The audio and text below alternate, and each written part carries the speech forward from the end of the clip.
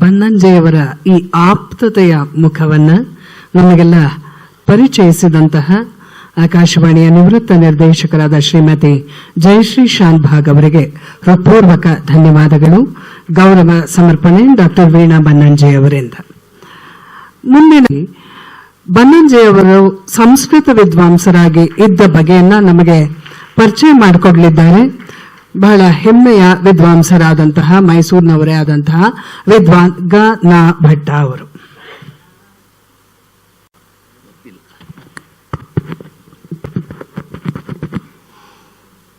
ವಿದ್ವನ್ನದಿ ವ್ರಾತ ಸಹಸ್ರಪೂರ್ಣಂ ತಥಾ ಸಹಸ್ರ ಪ್ರಭುರತ್ನಪೂರ್ಣಂ ವೇದಾಂತ ವಾಕ್ಯಾರ್ಥ ತರಂಗಲೋಲಂ ಸಭಾಸಮುದ್ರಂ ಪ್ರಣಮಾಮಿ ಮೂರ್ಧ್ನಾ.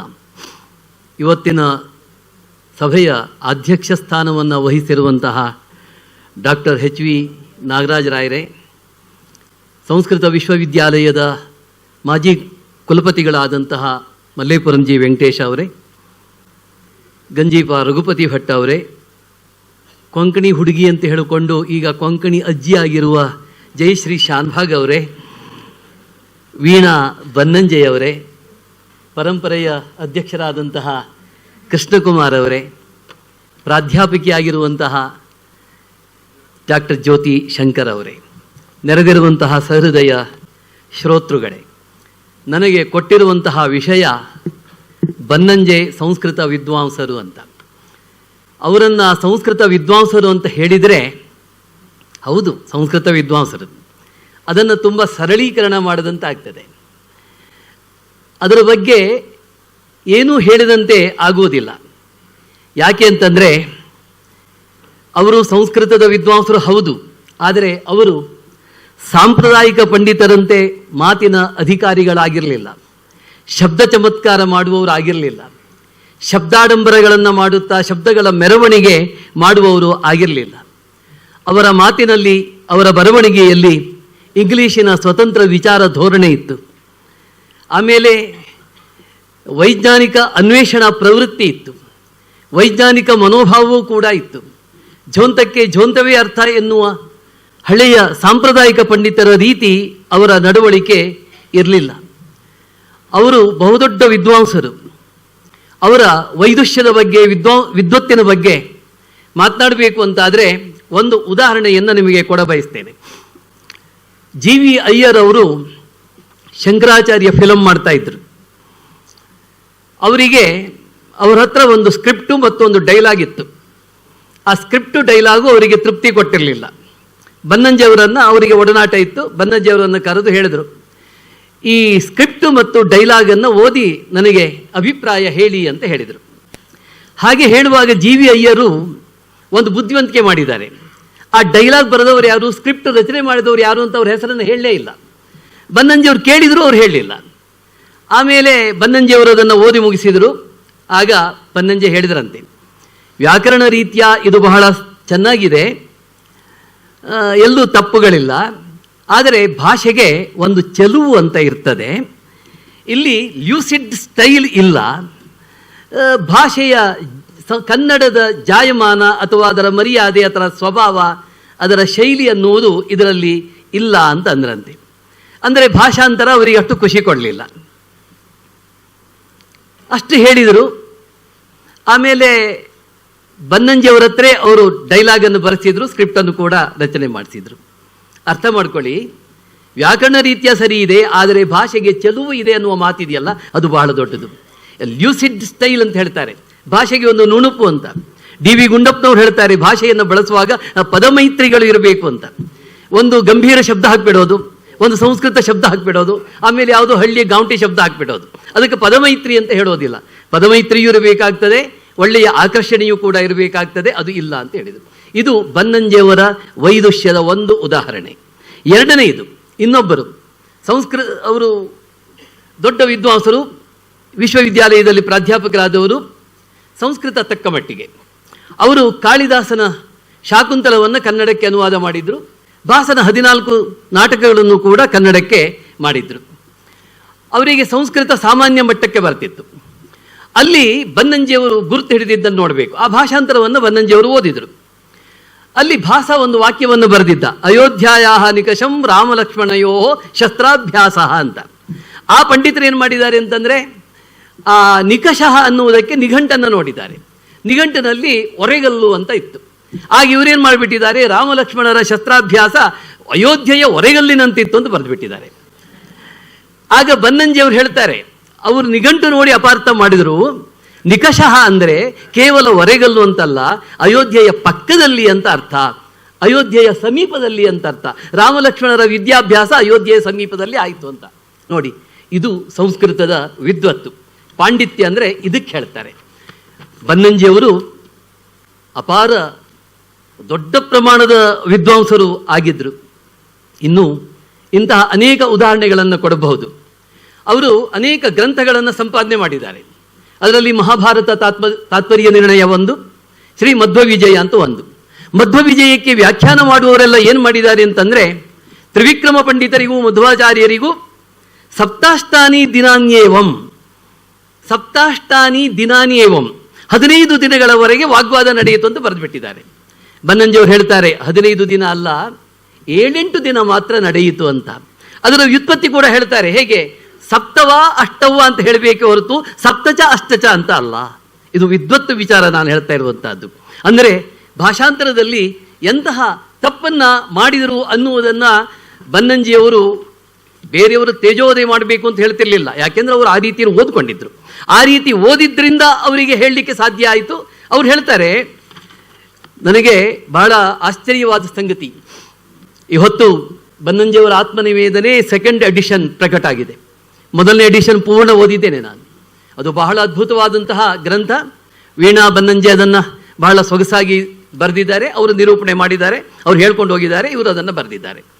ಬನ್ನಂಜಿಯವರು ಹೇಳ್ತಾರೆ, ನಾನು ಇವತ್ತು ಸಂಸ್ಕೃತದಲ್ಲಿ ಇಷ್ಟು ದೊಡ್ಡ ಪಂಡಿತ ಆಗುವುದಕ್ಕೆ ಕಾರಣ ಬಹೂನಾಂ ಜನ್ಮನಾಮಂತೆ ಜ್ಞಾನವಾನ್ ಮಾಂ ಪ್ರಪದ್ಯತೆ ಅನ್ನುವ ಮಾತನ್ನು ಹೇಳ್ತಾರೆ. ಇದು ಭಗವದ್ಗೀತೆಯಲ್ಲಿ ಬರುವ ಮಾತು. ಅವ್ರು ಹೇಳ್ತಾರೆ, ಬಹೂನಾಂ ಜನ್ಮನಾಮಂತೆ, ಅನೇಕ ಜನ್ಮಗಳ ನಂತರ ಜ್ಞಾನವಾನ್ ಮಾಂ ಪ್ರಪದ್ಯತೆ, ಜ್ಞಾನವಂತನಾಗಿ ನನ್ನನ್ನು ಸೇರ್ತಾನೆ ಅಂತ ಶ್ರೀಕೃಷ್ಣ ಹೇಳೋದು. ಇದು ಹೇಳ್ತಾರೆ, ಅನೇಕ ಜನ್ಮಗಳವರೆಗೆ ನಾನು ಸಂಸ್ಕೃತ ವಿದ್ಯಾಭ್ಯಾಸ ಮಾಡಿದ್ದರಿಂದ ಈ ಜನ್ಮದಲ್ಲಿ ನನಗೆ ಸಂಸ್ಕೃತ ಅರ್ಥ ಆಗುವುದಕ್ಕೆ ಶುರುವಾಯಿತು ಅಂತ. ನೋಡಿ, ಕರ್ಮ ಸಿದ್ಧಾಂತದಲ್ಲಿ ನಿಮಗೆಲ್ಲ ನಂಬಿಕೆ ಇದೆಯಲ್ಲೋ ಗೊತ್ತಿಲ್ಲ, ಆದರೆ ಅದು ಹೌದು ಅಂತ ಅನಿಸ್ತದೆ. ಯಾಕೆ ಅಂತಂದರೆ ಅವರು ಮುಂದೆ ಕೊಡುವ ಉದಾಹರಣೆ ಅರ್ಥ ಆಗ್ತದೆ. ಅವ್ರು ಹೇಳ್ತಾರೆ, ಈ ನಮ್ಮ ವಲಯದಲ್ಲಿ, ನಮ್ಮ ಸರ್ಕಲಲ್ಲಿ ಅನೇಕ ಸಂಸ್ಕೃತ ವಿದ್ವಾಂಸರನ್ನು ನಾವು ನೋಡ್ತೇವೆ. 10-12 ವರ್ಷಗಳ ಕಾಲ ಸಂಸ್ಕೃತ ವಿದ್ವತ್ತನ್ನು ಓದ್ತಾರೆ, ಸ್ವರ್ಣ ಪದಕವನ್ನು ಪಡಿತಾರೆ, ಆದರೆ ಅವರಿಗೆ ಸಂಸ್ಕೃತ ಅರ್ಥ ಆಗುವುದಿಲ್ಲ, ಸಂಸ್ಕೃತದ ತಿರುಳು ಗೊತ್ತಾಗುವುದಿಲ್ಲ ಅಂತ ಹೇಳ್ತಾರೆ. ನೋಡಿ, ಯಾರನ್ನ ತೆಗಳುವುದಕ್ಕೆ ಹೇಳುವ ಮಾತಲ್ಲ, ಬಹುನಾನ್ ಜನ್ಮನಾಮಂತೆ ಅನ್ನುವ ಮಾತನ್ನೇ ಇಟ್ಟುಕೊಂಡು ಹೇಳುವುದಾದರೆ ಖಂಡಿತಕ್ಕೂ ಬನ್ನಂಜಿಯವರು ಪೂರ್ವಜನ್ಮದ ಸುಕೃತದಿಂದ ಆ ವಿದ್ವತ್ತನ್ನ, ಆ ವೈದುಷ್ಯವನ್ನ, ಆ ಪಾಂಡಿತ್ಯವನ್ನ ಪಡೆದಿದ್ರು. ಇದರಲ್ಲಿ ನೋ ಡೌಟ್. ಈ ಹಿನ್ನೆಲೆಯಲ್ಲಿ ನಾವು ಯೋಚನೆ ಮಾಡಬೇಕು. ಬನ್ನಂಜಿಯವರು 150 ಕೃತಿಗಳನ್ನು ಬರೆದಿದ್ದಾರೆ. ಇಂದು ಲೆಕ್ಕ ಹಾಕಿದ್ರೆ ಇನ್ನೊಂದು 10 ಕೃತಿಗಳು ಸಿಗಬಹುದು. ನಿಮಗೆ ಆಶ್ಚರ್ಯ ಆಗಬಹುದು, ಬನ್ನಂಜಿಯವರು 35 ಸಂಸ್ಕೃತ ಗ್ರಂಥಗಳನ್ನು ಬರೆದಿದ್ದಾರೆ. ಅನೇಕರಿಗೆ ಗೊತ್ತಿಲ್ಲ ಇದು. ಕನ್ನಡ ಇರಲಿ, ಅದು ಬೇರೆ ವಿಚಾರ. ಅವ್ರು ಹೇಳ್ತಾರೆ, ಸರ್ವಮೂಲ ಗ್ರಂಥ ಶ್ರೀಮಧ್ವ ವಿಜಯ, ಉಪನಿಷತ್ ಚಂದ್ರಿಕಾ, ಪ್ರಮೇಯ ನವಮಾಲಿಕಾ, ಮಹಾಶ್ವೇತ, ರುದ್ರಾಧ್ಯಾಯ, ಜಯಂತಿ ಕಲ್ಪ ಮೊದಲಾಗಿ 35 ಸಂಸ್ಕೃತ ಕೃತಿಗಳನ್ನು. ಒಮ್ಮೆ ಅವರ ಹತ್ರ ನಾನು ಕೇಳಿದ್ದೆ, ಅವರು ರಾಮಾಯಣದ ಬಾಲಕಾಂಡ ಮಾತ್ರ ಬರೆದಿದ್ದಾರೆ. ಸರ್, ನೀವು ಇದೇ ಬಗೆಯಲ್ಲಿ ಅಯೋಧ್ಯ ಕಾಂಡವನ್ನು ಬರೆದಿಲ್ಲ, ಮುಂದಿನ ಕಾಂಡಗಳನ್ನು ಬರೆದಿಲ್ಲ, ಯಾಕೆ ನೀವು ಬರೆಯೋದಿಲ್ವ ಅಂತ ಕೇಳಿದೆ. ಭಟ್ರೆ, ನಾನು ಸಂಸ್ಕೃತದ ಕೆಲವು ಗ್ರಂಥಗಳನ್ನು ಬರಿತಾ ಇದ್ದೇನೆ, ಸಮಯ ಸಾಕಾಗ್ತಾ ಇಲ್ಲ ಅಂತ ಹೇಳಿದರು. ಇದನ್ನು ಬಿಟ್ಟರೆ ಈ ಸಂಸ್ಕೃತದ ಪರಂಪರೆ, ಈ ಸಂಸ್ಕೃತದ ಸೊಗಡು, ಇದರ ಬನಿಯನ್ನು ತೋರಿಸ್ಕೊಡುವವರು ಯಾರು ಅಂತ ಕೇಳ್ತಿದ್ರು. ಆ ಮಟ್ಟಿಗೆ ಧಾರ್ಷ್ಟ್ಯತೆ, ಆತ್ಮವಿಶ್ವಾಸ ಅವರಲ್ಲಿ ತುಂಬಿ ತುಳುಕ್ತಿತ್ತು.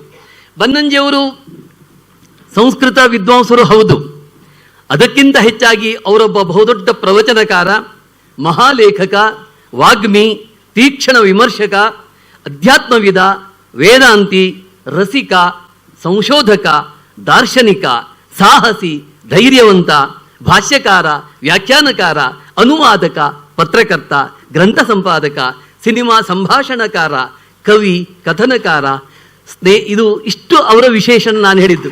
ಇದು ಅವರ ವ್ಯಕ್ತಿತ್ವ. ಬನ್ನಂಜಿಯವರ ಪುಸ್ತಕವನ್ನು ಹಿಡಿದರೆ ನಾವು ಆ ಪ್ರಪಂಚದಲ್ಲೇ ಇರ್ತೇವೆ, ಬೇರೆ ಪ್ರಪಂಚಕ್ಕೆ ಹೋಗುವುದಕ್ಕಾಗೋದಿಲ್ಲ. ಇದನ್ನ ಇನ್ನೂ ಸೊಗಸಾಗಿ ಹೇಳಿದವರು ಶತಾವಧಾನಿ ಗಣೇಶ್. ಅವರೊಬ್ಬರು ಸವ್ಯಸಾಚಿ ಅಂತ. ಆ ಸವ್ಯಸಾಚಿ ಎನ್ನುವುದಕ್ಕೆ ಅವರು ಕೊಡುವ ಉದಾಹರಣೆಯನ್ನು ನಾವು ನೋಡಬೇಕು.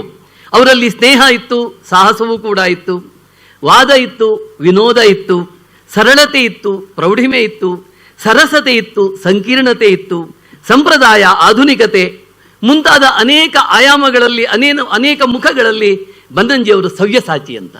ಈ ಮಾತನ್ನು ನಾವು ಎತ್ತಿ ಹೇಳಬೇಕು. ಬನ್ನಂಜಿಯವರು ಅಸಾಧಾರಣ ಪಂಡಿತರಾಗಿದ್ದರು. ಅವರು ಅನುವಾದದಲ್ಲಿ ಬಹುದೊಡ್ಡ ಕ್ರಾಂತಿಯನ್ನೇ ಮಾಡಿಬಿಟ್ರು. ಅನುವಾದ ಅಂದರೆ ಕನ್ನಡಿಗರು ನಾಚಿಕೆ ಪಟ್ಟುಕೊಳ್ಳಬೇಕು ಅಂತಹ ಕನ್ನಡವನ್ನು, ಅಷ್ಟು ಸೊಗಸಾದ ಕನ್ನಡವನ್ನು ಈ ಕನ್ನಡ ಸಾಹಿತ್ಯ ಪ್ರಪಂಚಕ್ಕೆ ಅವರು ನೀಡಿದ್ದಾರೆ. ನೋಡಿ, ಒಂದು ಉದಾಹರಣೆಯನ್ನು ಕೊಡ್ತೇನೆ. ಮತ್ತು ಬನ್ನಂಜಿಯವರ ಬಗ್ಗೆ ನನಗೆ ಬಹಳ ಪ್ರೀತಿ, ಅಪಾರ ಅಭಿಮಾನ ಇದೆ.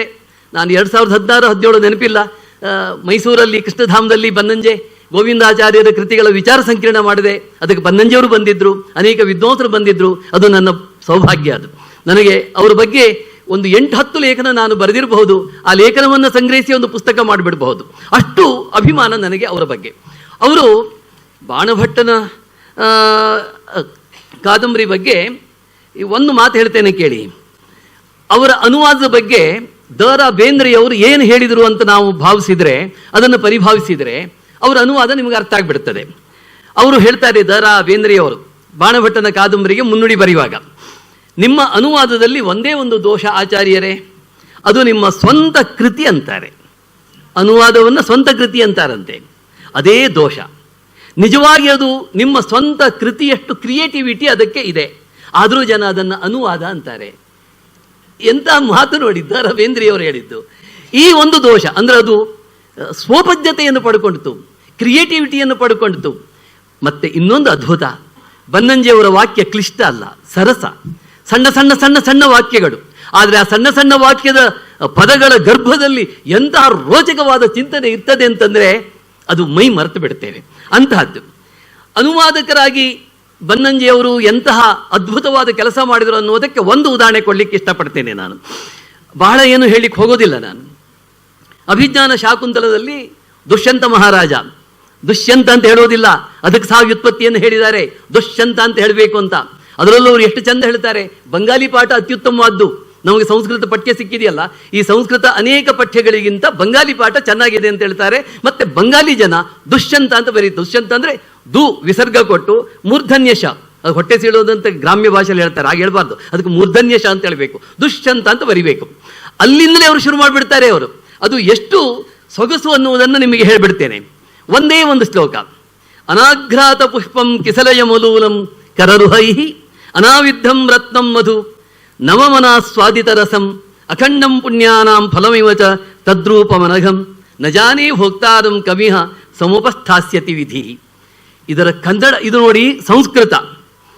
ನಾನು ಇದರ ಸಂಸ್ಕೃತ ಅನುವಾದವನ್ನು ಬೇರೆಯವರಿಂದ ಓದಿದ್ದೇನೆ, ಈ ರೀತಿದಲ್ಲ. ಈಗ ಬನ್ನಂಜೆ ಬರೀತಾರೆ ನೋಡಿ, ಮೂಗು ಮೂಸದ ಮಲರು, ಅನಾಘ್ರಾತ ಪುಷ್ಪಂ ಅನ್ನುವುದಕ್ಕೆ ಮೂಗು ಮೂಸದ ಮಲರು, ಉಗುರುತಾಗದ ಚಿಗುರು, ಕಿಸಲಯ ಮಲೂಲಂ ಕರರುಹೈ, ಉಗುರುತಾಗದ ಚಿಗುರು. ನೋಡಿ, ಇದರಲ್ಲಿ ಶಕುಂತಲೆಯ ಸೌಂದರ್ಯ ವರ್ಣನೆ ಆಗ್ತಾ ಇದೆ, ಬರಿ ಹೂವಲ್ಲ. ಮೂಗು ಮೂಸದ ಮಲರು, ಉಗುರುತಾಗದ ಚಿಗುರು, ಕೆತ್ತಿ ತೀಡದ ಹರಳು ಚೊಕ್ಕ ಚದುರು, ಅನಾವಿದ್ಧಂ ರತ್ನಂ ನಿರ್ದುಷ್ಟವಾದದ್ದು, ಮಧು ಸವಿಯದ ಹೊಸ ಬಂಡು, ಪುಣ್ಯ ಫಲಗಳ ದಂಡು, ತಿಳಿದಿಲ್ಲ ಯಾರಿದನು ಗೆದೆವ ಗಂಡು. ಏನ್ರಿ ಇದು? ನಿಂತಲ್ಲಿ ನಾವು ವೀರರಾಗ್ತೇವೆ, ಪುರುಷರಾಗ್ತೇವೆ. ಆ ಶಕುಂತಲೆಯ ಸೌಂದರ್ಯವನ್ನು ಹೀರುವ ದುಂಬಿ ಆ ಯಾರು ಆಗ್ತಾರೆ ಅಂತ ಕೇಳಿದರೆ ದುಷ್ಯಂತ ಆಗ್ತಾನೆ. ಆ ಸೌಂದರ್ಯವನ್ನು ವರ್ಣಿಸುವುದು ಎಲ್ಲಿ ನೋಡಿ ನೀವು, ಅಲ್ಲಿ ಕನ್ನಡ ಕನ್ನಡ ಕನ್ನಡ, ಸಂಸ್ಕೃತ ಬರುವುದೇ ಇಲ್ಲ. ಆದರೆ ಸಂಸ್ಕೃತವನ್ನು ಅಷ್ಟು ಸೊಗಸಾಗಿ ಹೇಳ್ತಾರೆ. ಆಮೇಲೆ ಅವರು ಈ ಅನುವಾದಕ್ಕೆ ಯಾರಿಂದ ಪ್ರಭಾವಿತರಾದರು, ಅಲ್ಲೇ ಮುಂದುವರೆದ್ರು ಅಂತಲ್ಲ, ಮೊಟ್ಟ ಮೊದಲಿಗೆ ಯಾರಿಂದ ಪ್ರಭಾವಿತರಾದರು ಅನ್ನೋದಕ್ಕೆ ಅವರು ಒಬ್ಬರ ಹೆಸರನ್ನು ಹೇಳ್ತಾರೆ. ವೀಣಾ ಬನ್ನಂಜಿಯವರ ಗುರುಗಳು ಹೌದು, ಅವರೇ ಸತ್ಯಕಾಮ. ಸ್ತ್ರೀಷು ದುಷ್ಟಾಸು ವಾಷ್ಣೇಯ ಜಾಯತೆ ವರ್ಣಸಂಕರ. ನೋಡಿ, ಸಾಮಾನ್ಯವಾಗಿ ಇದು ಅರ್ಜುನ ಹೇಳಿದ ಮಾತು. ಹೆಣ್ಣು ಮಕ್ಕಳು ದುಷ್ಟರಾಗ್ಬಿಟ್ರೆ, ಕೆಟ್ಟು ಬಿಟ್ರೆ ವರ್ಣಸಂಕರ ಆಗ್ತದೆ ಅಂತ ಎಲ್ಲರೂ ಹೇಳ್ತಾರೆ. ಭಗವದ್ಗೀತೆ ಉಪನ್ಯಾಸ ಮಾಡುವವರು, ಸಂಸ್ಕೃತ ವಿದ್ವಾಂಸರು. ವರ್ಣಸಂಕರ ಅನ್ನೋದಕ್ಕೆ ಸತ್ಯಕಾಮ ಬರೀತಾರೆ, ಹೆಣ್ಣು ದಾರಿ ತಪ್ಪಿದಾಗ ಸಮಾಜ ಬಣ್ಣಗೆಡುತ್ತದೆ. ಎಂಥ ಮಾತಿದು! ವರ್ಣಸಂಕರ ಅಂತ ಹೇಳುವುದೇ ಇಲ್ಲ. ಆಗ ಇವರು ಕೊಂಡಾಡ್ತಾರೆ ಬನ್ನಂಜೆ, ಎಂಥ ಬ್ಯೂಟಿಫುಲ್ ಅನುವಾದ, ಇದರಿಂದ ನಾನು ಪ್ರಚೋದಿತನಾದೆ, ಪ್ರೇರಿತನಾದೆ ಅಂತ ಹೇಳ್ತಾರೆ. ಬಂಧುಗಳೇ, ನಿಮಗೆ ಆಶ್ಚರ್ಯ ಆಗ್ತದೆ, ಅವರು ಅನುವಾದ ಹೇಗೆ ಮಾಡ್ತಾರೆ ಅಂತ ನೋಡಿ. ಆಕಾಶವಾಣಿ, AIR ಅಂತ ಹೇಳ್ತೇವೆ, ಆಲ್ ಇಂಡಿಯಾ ರೇಡಿಯೋ. ಆಕಾಶವಾಣಿ ಅಂತ ಹೇಳ್ತೇವೆ, ತಪ್ಪಿದರೆ ಈ ಒಂದು ಪೌರಾಣಿಕ ಕಥೆಗಳಲ್ಲಿ ಆಕಾಶವಾಣಿ ಬರ್ತಾ ಇರ್ತದೆ. ಅದು ಬಿಟ್ಟರೆ ಅದಕ್ಕೊಂದು ಪರ್ಯಾಯ ಪದ ಹೇಳಬೇಕು ಅಂತಂದ್ರೆ ಅಶರೀರವಾಣಿ ಅಂತ ಹೇಳ್ತೇವೆ. ಬನ್ನಂಜೆ ಹೇಳ್ತಾರೆ ಮುಗಿಲ ಮಾತು. ಎಂಥ ಅದ್ಭುತ ಇದು, ಮುಗಿಲ ಮಾತು ಅಂತೇಳಿ 5 ನಾಟಕವನ್ನು ಕನ್ನಡಕ್ಕೆ ತಂದಿದ್ದಾರೆ ಅವರು. ಅಲ್ಲಿ ಅವ್ರು ಹೇಳ್ತಾರೆ, ನಿಮಗೆ ಬಹಳ ಆಶ್ಚರ್ಯ ಆಗ್ತದೆ, ಭಟ್ಟನಾರಾಯಣನ ಸಂಸ್ಕೃತ ನಾಟಕ ವೇಣಿ ಸಂಹಾರ. ನಮಗೇನು ಅರ್ಥ ಆಗ್ತದೆ? ವೇಣಿ ಅಂದರೆ ಜಡೆ ಅಂತ ಅಷ್ಟು ಅರ್ಥ ಆಗ್ತದೆ, ಸಂಹಾರ ಅಂದರೆ ಕೊಲೆ ಮಾಡೋದು ಅಂತ ಅರ್ಥ ಆಗ್ತದೆ. ಬನ್ನಂಜೆ ಅದರ ಅರ್ಥವನ್ನು ಹೇಳ್ತಾರೆ, ವೇಣಿ ಸಂಹಾರ ಅಂದರೆ ಜಡೆ ಹೆಣೆದಳು ಪಾಂಚಾಲಿ, ಜಡೆ ಕಟ್ಟುವುದಕ್ಕೆ ಹೆಣೆಯುವುದಕ್ಕೆ ಸಂಹಾರ ಅಂತ ಸಂಸ್ಕೃತದಲ್ಲಿ ಅರ್ಥ ಉಂಟು. ಅಂದರೆ ಆ ಶಬ್ದದ ಗರ್ಭವನ್ನು ಹೇಗೆ ಸೀಳ್ತಾರೆ ಅವರು, ಆ ಗರ್ಭವನ್ನು ಹೇಗೆ ಸಂಶೋಧನೆ ಮಾಡ್ತಾರೆ ಅನ್ನೋದನ್ನು ನಾವು ನೋಡಬೇಕು. ಭಾಸನ ಮಧ್ಯಮ ವ್ಯಾಯೋಗ, ಅದೊಂದು ಏಕಾಂಕ ನಾಟಕ. ವ್ಯಾಯೋಗ ಅಂದರೆ ನಮಗೆ ಯಾರಿಗೂ ಅರ್ಥ ಆಗೋದಿಲ್ಲ. ನಡುವಿನವನ ಬಿಡುಗಡೆ. ಕೇಶವದಾಸ ಎನ್ನುವ ಬ್ರಾಹ್ಮಣ, ಅವನ ಹೆಂಡತಿ ಮತ್ತು 3 ಮಕ್ಕಳು ಯಾತ್ರೆ ಹೊರಟಿದ್ದಾರೆ. ಮಧ್ಯದಲ್ಲಿ ಘಟೋತ್ಕಚ ತಡೆದಿದ್ದಾನೆ. ಆ ಸಂದರ್ಭದಲ್ಲಿ ಮಧ್ಯಮ ಹುಡುಗ ಬಲಿಪಶು ಆಗಬೇಕು. ಆ ಸಂದರ್ಭದಲ್ಲಿ ಭೀಮ ಬಂದು ಬಿಡುಗಡೆ ಮಾಡ್ತಾನೆ. ಆ ಹುಡುಗ ಮಧ್ಯಮ, ಅವನನ್ನ ನಡುವಿನವನ ಬಿಡುಗಡೆ. ಇದು ಕನ್ನಡ, ಇದು ಬನ್ನಂಜಿಯವರ ತಾಕತ್ತು. ಕಾಳಿದಾಸನ ಮಾಲವಿಕಾಗ್ನಿ ಮಿತ್ರ. ಈಗ ನಾವೇನು ಹೇಳ್ತೇವೆ, ಮಾಲವಿಕಾಗ್ನಿ ಮಿತ್ರ ನಾಟಕ ಅಂತ ಹೇಳ್ತೇವೆ. ಮಾಲವಿಕ ಮತ್ತು ಅಗ್ನಿಮಿತ್ರ ಅವರಿಬ್ಬರು ಜತೆ ಆದರು ಅಂತ. ಆದರೆ ಮಾಲವಿಕಾಗ್ನಿ ಮಿತ್ರ ಅದರಲ್ಲಿ ಆ ಸೂಚನೆ ಇಲ್ಲ. ಆದರೆ ಬನ್ನಂಜೆ ಅಗ್ನಿಮಿತ್ರನಿಗೊಲಿದ ಮಾಲವಿಕೆ, ಅದ್ರ ಇಡೀ ನಾಟಕವನ್ನು ನಾವು ಓದಿಡಬೇಕು. ಆ ಟೈಟ್ಲ್ ಓದಿದ್ರೆ ಅಭಿಜ್ಞಾನ ಶಾಕುಂತಲ ನೋಡಬೇಕು. ನೆನಪಾದಳು ಶಕುಂತಲೆ. ಅಭಿಜ್ಞಾನ, ಹಿಂದಿನ ನೆನಪನ್ನು ತಂದುಕೊಡುವ ಗುರುತಿಗೆ ಅಭಿಜ್ಞಾನ ಅಂತ ಹೇಳ್ತಾರೆ. ನಮ್ಮಲ್ಲಿ ಬಹಳ ಮಂದಿಗೆ ಅಭಿಜ್ಞಾನ ಅಂತ ಅರ್ಥ ಆಗೋದಿಲ್ಲ. ಶಾಕುಂತಲ, ಈಗ ಶಕುಂತಲ ಅಂತ ಹೇಳಬೇಕು. ಅನೇಕ ನಾಟಕಕಾರರು ನೋಡಿದ್ದೇನೆ, ಶಾಕುಂತಲೆ ಅಂತ ಹೇಳ್ತಾರೆ. ಡಾಕ್ಟರ್ ರಾಜ್ಕುಮಾರ್ ಅವರ ಕಾಳಿದಾಸ ಫಿಲ್ಮಲ್ಲೂ ಶಾಕುಂತಲ ಅಂತ ಹೇಳ್ಬಿಡ್ತಾರೆ. ಶಕುಂತಲ ಅಂತ ಹೇಳಬೇಕು, ಅದು ಸಂಸ್ಕೃತ, ಅದು ಬೇರೆ, ಆ ವಿಚಾರ ಹೋಗಲ್ಲ ಈಗ. ಅಂದರೆ ಇವರು ಇನ್ನೊಂದು ಮೃಚ್ಛಕಟಿಕ. ನಮಗೆ ಎಷ್ಟು ಜನಕ್ಕೆ ಅರ್ಥ ಆಗ್ತದೆ ಮೃಚ್ಛಕಟಿಕ ಅಂತಂದ್ರೆ? ಆವೆಯ ಮಣ್ಣಿನ ಆಟದ ಬಂಡಿ. ಆವೆ ಮಣ್ಣು, ಗಣಪತಿ ಮಾಡಲಿಕ್ಕೆ ಯಾವ್ಯಾವುದೋ ಮಣ್ಣನ್ನು ತಂದರೆ ಗಣಪತಿ ಮಾಡಲಿಕ್ಕೆ ಆಗೋದಿಲ್ಲ. ಹಾಗೆ ಆವೆಯ ಮಣ್ಣು, ಅದಕ್ಕೆ ಶಿಲ್ಪವನ್ನು ಮಾಡುವುದಕ್ಕೆ ಬೇಕಾದ ಮಣ್ಣು ಇರ್ತದೆ. ಆವೆಯ ಮಣ್ಣಿನ ಆಟದ ಬಂಡಿ ಅಂತ. ಉತ್ತರ ರಾಮಚರಿತೆಗೆ ಅವ್ರು ಹೇಳ್ತಾರೆ ಮತ್ತೆ ರಾಮನ ಚರಿತೆ. ಇದು ಅನುವಾದಕ್ಕೆ ಸಂಬಂಧಪಟ್ಟಿದ್ದು. ಬನ್ನಂಜೆ ಒಬ್ಬ ಪ್ರಖರ ಚಿಂತಕ ಅನ್ನುವುದಕ್ಕೆ ಒಂದು ಮಾತನ್ನು ನಿಮಗೆ ಹೇಳಲಿಕ್ಕೆ ಇಷ್ಟಪಡ್ತೇನೆ. ಬನ್ನಂಜೆ ಬರಹ 2, ಬನ್ನಂಜೆ ಬರಹ 4ರವರೆಗೆ ಬಂದಿದೆ. 5 ಬಂದಿದೆಯೋ ಗೊತ್ತಿಲ್ಲ ನನಗೆ, 4 ಬಂದಿದೆ. 4 ಓದಿದ್ದೇನೆ. ಅದರಲ್ಲಿ ಈ ಹೊತ್ತಿನ ನಮ್ಮ ಶಿಕ್ಷಣದಲ್ಲಿ ಸ್ವಂತಿಕೆ ಬೇಕು, ಹೊಸತನ ಬೇಕು ಅಂತ ಹೇಳ್ತಾರೆ. ಆ ಸ್ವಂತಿಕೆ ಮತ್ತು ಹೊಸತನ ಬೇಕು ಅಂತ ಹೇಳುವಾಗ ಬನ್ನಂಜಿಯವರು ಯಾಜ್ಞವಲ್ಕ್ಯರು ಹೇಳಿದಂತಹ ಆತ್ಮಾವ ಅರೇ ದ್ರಷ್ಟವ್ಯ ಶ್ರೋತವ್ಯೋ ಮಂತವ್ಯೋ ನಿಧಿಧ್ಯಾಸಿತವ್ಯ, ಆ ಶ್ರವಣ, ಮನನ ಮತ್ತು ಧ್ಯಾನ, ಈ 3 ಅನ್ವಯವಾಗಿ ಹೇಳಿದ್ದನ್ನು ನೋಡಿದರೆ ನಮಗೆ ಆಶ್ಚರ್ಯ ಆಗ್ತದೆ. ಅದನ್ನು ವಿವರಿಸೋದಿಲ್ಲ ನಾನು, ಹೇಳಿಬಿಡ್ತೇನೆ. ಶ್ರವಣ, ಮನನ ಮತ್ತು ಧ್ಯಾನ. ಅದಕ್ಕೆ ಅವರು ಕೊಡುವ ಉದಾಹರಣೆ, ಅಧ್ಯಾಪಕರು ಅದು ತುಂಬ ಇದೆ. ನಮಗೆ ಪಾಠ ಹೇಳಿದರು, ಶ್ರವಣ ಮಾಡಿಸಿದರು. ಹಾಲಿಗೆ ಹೆಪ್ಪು ಹೇಗೆ ಹಾಕಬೇಕು ಅಂತ ಹೇಳಿಕೊಟ್ರು. ಆಮೇಲೆ ಮೊಸರಾಯಿತು, ಕೆನೆ ಮೊಸರಾಯಿತು. ಕೆನೆ ಮೊಸರಲ್ಲಿ ಬೆಣ್ಣೆ ಇದೆ, ಬೆಣ್ಣೆ ತೆಗೆಯುವುದನ್ನು ಕಡೆಗೋಲಿನಿಂದ ಕಡೆದು ತೆಗಿಬೇಕು. ಅದು ಮನನ. ಆಮೇಲೆ ಧ್ಯಾನ ಮಾಡಬೇಕು. ಕಡೆಗೋಲಿನಿಂದ ಕಡೆದ ನವನೀತವನ್ನು ಕುದಿಸಿ ತುಪ್ಪ ಮಾಡಬೇಕು, ಅದು ಧ್ಯಾನ. ಇದು ನಾನು ಬಹಳ ಸಂಕ್ಷಿಪ್ತವಾಗಿ ಹೇಳಿದ್ದೇನೆ. ಇದ್ರ ಹೇಳಲಿಕ್ಕೆ ನನಗೆ 10 ನಿಮಿಷ ಬೇಕು, ನಾನು ಅದರ ಕಟ್ ಮಾಡಿದ್ದೇನೆ. ಈಗ ಮುಂದಕ್ಕೆ ಹೋಗ್ತೇನೆ. ಅವರು ಹೇಳುವ ಒಂದೊಂದು ಅದ್ಭುತವನ್ನು ನೀವು ಗಮನಿಸಬೇಕು. ಅದು ಎಷ್ಟು ಸೊಗಸಾಗಿ ಹೇಳ್ತಾರೆ ಅಂತಂದರೆ ನೋಡಿ, ನಾನು ಆಗಾಗ ಹೇಳುವುದಿದೆ, ನಾನು ಬನ್ನಂಜಿಯವರ ಮತ್ತು KS ನಾರಾಯಣಾಚಾರ್ಯ ಕೃತಿಗಳನ್ನು ಗಟ್ಟಿಯಾಗಿ ಓದ್ಕೊಂಡಿದ್ದೇನೆ. ಕೆಲವೊಮ್ಮೆ ಜಗಳಕ್ಕೆ ನಿಲ್ತೇನೆ ನಾನು. ಅದಕ್ಕೆ ಕಾರಣ ಇವರೇ, ಈ 2 ಮಹನೀಯರು. ಅವರು ಕೊಟ್ಟ ಸ್ಫೂರ್ತಿ, ಅವರು ಕೊಟ್ಟ ಪ್ರೇರಣೆ, ಅದು ನನಗೆ ಮಾಡಿದೆ. ಇವರಿಬ್ಬರು ನಮ್ಮ ಆರ್ಷ ಸಂಸ್ಕೃತಿಯ 2 ಕಣ್ಣುಗಳು.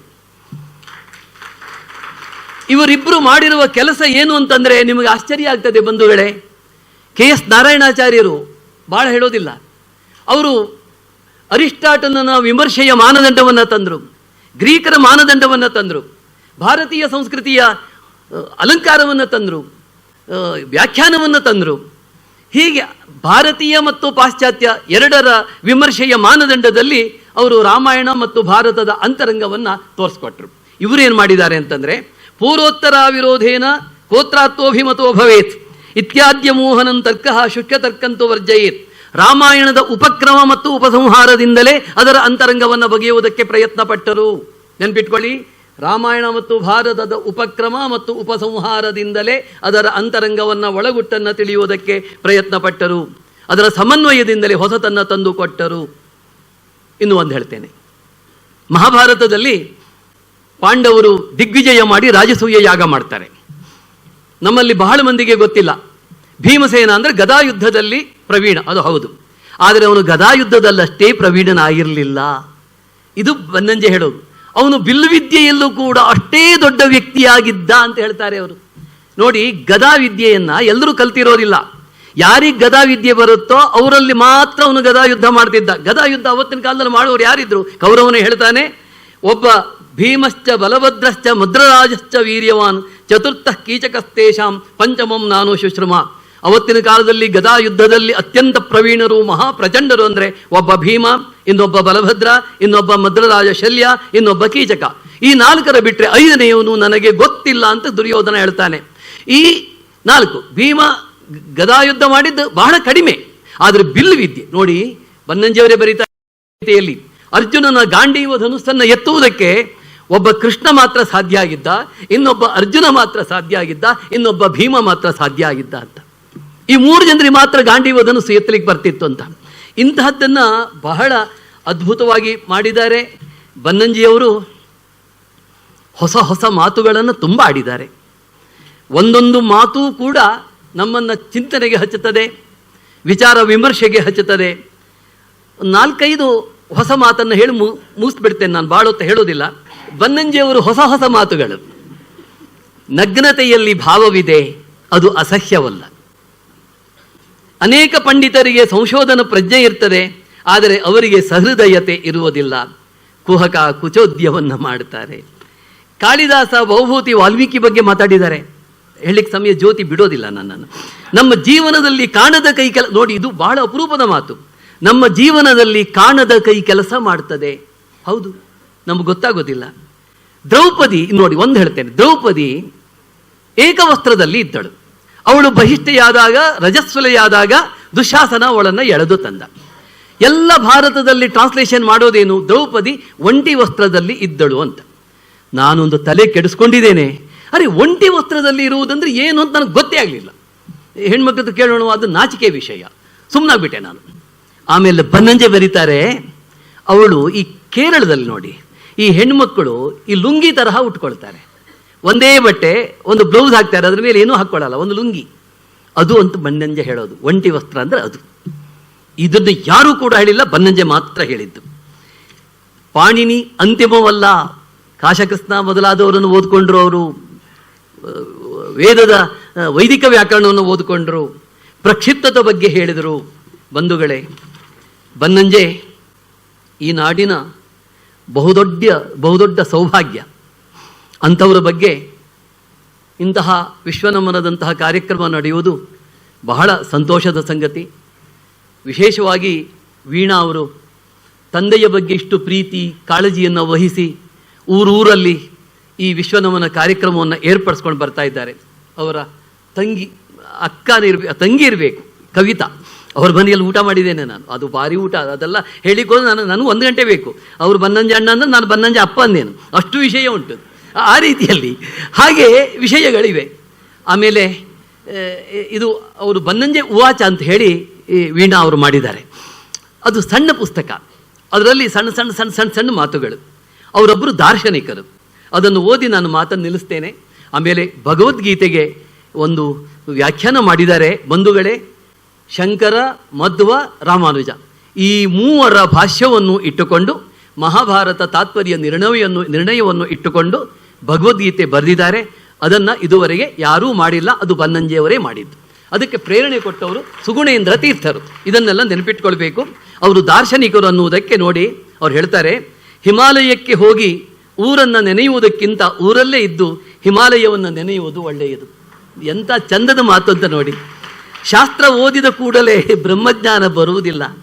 ವಿದುರ ಭೀಷ್ಮಾಚಾರ್ಯರಿಗಿಂತ ದೊಡ್ಡ ಜ್ಞಾನಿ. ಪಂಡಿತರು ಹೆಚ್ಚು ತಪ್ಪು ಮಾಡುತ್ತಾರೆ, ದಡ್ಡರು ತಪ್ಪು ಮಾಡಲು ಹೆದರುತ್ತಾರೆ. ಕಂಡವರ ಮಾತು ಕೇಳಬೇಕು, ಕಂಡವರ ಮಾತು ಕೇಳಬಾರದು. ನಿರ್ಲಿಪ್ತತೆ ಅಂದರೆ ನಿಷ್ಕ್ರಿಯತೆ ಅಲ್ಲ, ಒಳ್ಳೆಯ ಕೆಲಸವನ್ನು ನಿರಂತರವಾಗಿ ಮಾಡುವುದು ನಿರ್ಲಿಪ್ತತೆ. ಬಂಧುಗಳೇ, ಈ ಹೊತ್ತಿನ ಕಾರ್ಯಕ್ರಮಕ್ಕೆ ಬೆನ್ನೆಲುವಾಗಿ ನಿಂತವರು ವ್ಯಾವಹಾರಿಕವಾಗಿ ಜನಸಂಘಟನೆ ದೃಷ್ಟಿಯಿಂದ ಕೃಷ್ಣಕುಮಾರು ಮತ್ತು ಜ್ಯೋತಿ ಮತ್ತು ಅವರ ಸಂಗಡಿಗರು. ನನಗೆ ಮಲ್ಲೇಪುರಂ ನೋಡಿದಾಗ ಆಶ್ಚರ್ಯ ಆಗ್ತದೆ. ಅವರು ವಿಶ್ವವಿದ್ಯಾನಿಲಯದ ಉಪಕುಲಪತಿಯಾಗಿ ರಿಟೈರ್ಡ್ ಆದವರು. ಈ ಹೊತ್ತು ಅವರು ಒಬ್ಬ ಬನ್ನಂಜಿಯವರ ಶಿಷ್ಯ ಅನ್ನುವ ರೀತಿಯಲ್ಲಿ ನಡ್ಕೊಳ್ತಾರೆ. ಅವರ ಆ ವಿಧೇಯತೆ, ಆ ಸಜ್ಜನಿಕೆ, ಬನ್ನಂಜಿಯವರ ಬಗ್ಗೆ ಇದ್ದ ಅಭಿಮಾನ ನನಗೆ ಹೆಮ್ಮೆ ತರ್ತದೆ. ಇನ್ನೂ ಒಂದು ಸಂತೋಷ ಸಂಗತಿ ನಾನು ಹೇಳಬೇಕು. ಬನ್ನಂಜೆ ನಮ್ಮ ಮಲ್ಲೇಪುರಂ ಜೊತೆಯಲ್ಲಿ ನಾನೊಂದು 4 ತಿಂಗಳು ಕೆಲಸ ಮಾಡಿದ್ದೇನೆ. ಆಮೇಲೆ ಬಿಟ್ಟು ಬಂದೇ ಬೇರೆ ವಿಚಾರ. ಅದು ಮಲ್ಲೇಪುರಂ ನನಗೆ ಹೇಳ್ತಿದ್ರು, ನೋಡು ನೀನು ಈ ವಿದ್ವಾಂಸರಾಗಿ ಕೆಲಸ ಮಾಡಬೇಕು ಅಂತ. ಹಾಗೆ ಪ್ರೇರಣೆಯನ್ನು ಕೊಡ್ತಿದ್ರು. ನಾನು ರಿಸರ್ಚ್ ಅಸಿಸ್ಟೆಂಟ್ ಆಗಿದ್ದೆ. ಇನ್ನೊಂದು ಸಂತೋಷ ಸಂಗತಿ ಹೇಳಬೇಕು. ಬನ್ನಂಜೆ ಅಲ್ಲ, ಮಲ್ಲೇಪುರಂ ಚೇಂಬರಲ್ಲಿ ಮಧ್ಯದಲ್ಲಿ ಮಲ್ಲೇಪುರಮ್ಮು, ಎದುರುಗಡೆ ಕಿರಂ ನಾಗರಾಜು. ಒಂದು ಟೇಬಲ್ ಖಾಲಿ ಇತ್ತು, ಚೇರು. ನಾನು ರಿಸರ್ಚ್ ಅಸಿಸ್ಟೆಂಟ್, ನಮಗೆ ಬೇರೆ ಕಡೆಗೆ. ಭಟ್ರೆ ಇಲ್ಲಿ ಕೂತ್ಕೊಳ್ತೀರಾ, ಯಾರು ಕೂತ್ಕೊಳ್ಳಲ್ಲ ಅಂತ ಕಿರಂ ನಾಗರಾಜ್ ಕೇಳಿದ್ರು. ಸರ್ ಕೂತ್ಕೊಳ್ತಾನೆ ಅಂತಂದೆ. ನಾನಲ್ಲಿ ಕೂತ್ಕೊಳ್ಳಿಕ್ಕೆ ಶುರು ಮಾಡಿದೆ. ನೋಡ್ರಿ ಭಟ್ರನ್ನ ಹೇಗೆ ಕೂತ್ಕೊಳ್ತಾರೆ ಅಂತಂದರು. ಇದು ನನಗೆ ಇವರ ಚೇಂಬರಲ್ಲಿ ಸ್ವಲ್ಪ ದಿವಸ ಇದ್ದೆ. ನನ್ನನ್ನು ಪ್ರೀತಿಯಿಂದ ಕಂಡವರು ಇವತ್ತು ಕೂಡ ಪ್ರೀತಿಯಿಂದ ಕಂಡಿದ್ದಾರೆ. ಗುರು ಸದೃಶ ಆದಂತಹ ನಮ್ಮ ಎಚ್ ವಿ ನಾಗರಾಜರಾಯರಿದ್ದಾರೆ. ಅವರ ಬಳಿ ಒಂದು ಸ್ವಲ್ಪ ಪಾಠ ಕೂಡ ಹೇಳಿಸ್ಕೊಂಡವನು. ಅವರ ಭಾಷಾ ಸಂಮೋಹನತೆಗೆ, ಅವರ ವೈಚಾರಿಕತೆಗೆ, ಅವರ ವಿದ್ವತ್ತಿಗೆ ನಾನು ತಲೆಬಾಗಿದವನು.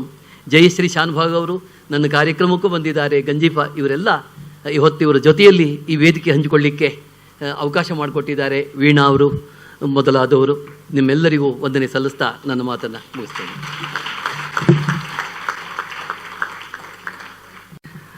ವಿಶೇಷವಾಗಿ ಸಂಸ್ಕೃತ ಮತ್ತು ಅದರ ಕನ್ನಡ ಅನುವಾದವನ್ನ ಕುರಿತು ಬಹಳ ಸೊಗಸಾಗಿ ತಮ್ಮ ವಿಷಯವನ್ನು ಮಂಡಿಸಿದಂತಹ ವಿದ್ವಾನ್ ಗಾನಾ ಭಟ್ಟ ಅವರಿಗೆ ಹೃತ್ಪೂರ್ವಕ ಧನ್ಯವಾದಗಳು. ಶ್ರೀಯುತರಿಗೆ ಗೌರವ ಸಮರ್ಪಣೆ ಪ್ರೊಫೆಸರ್ ಮಲ್ಲೇಪುರಂ ಜಿ ವೆಂಕಟೇಶ್ ಅವರಿಂದ.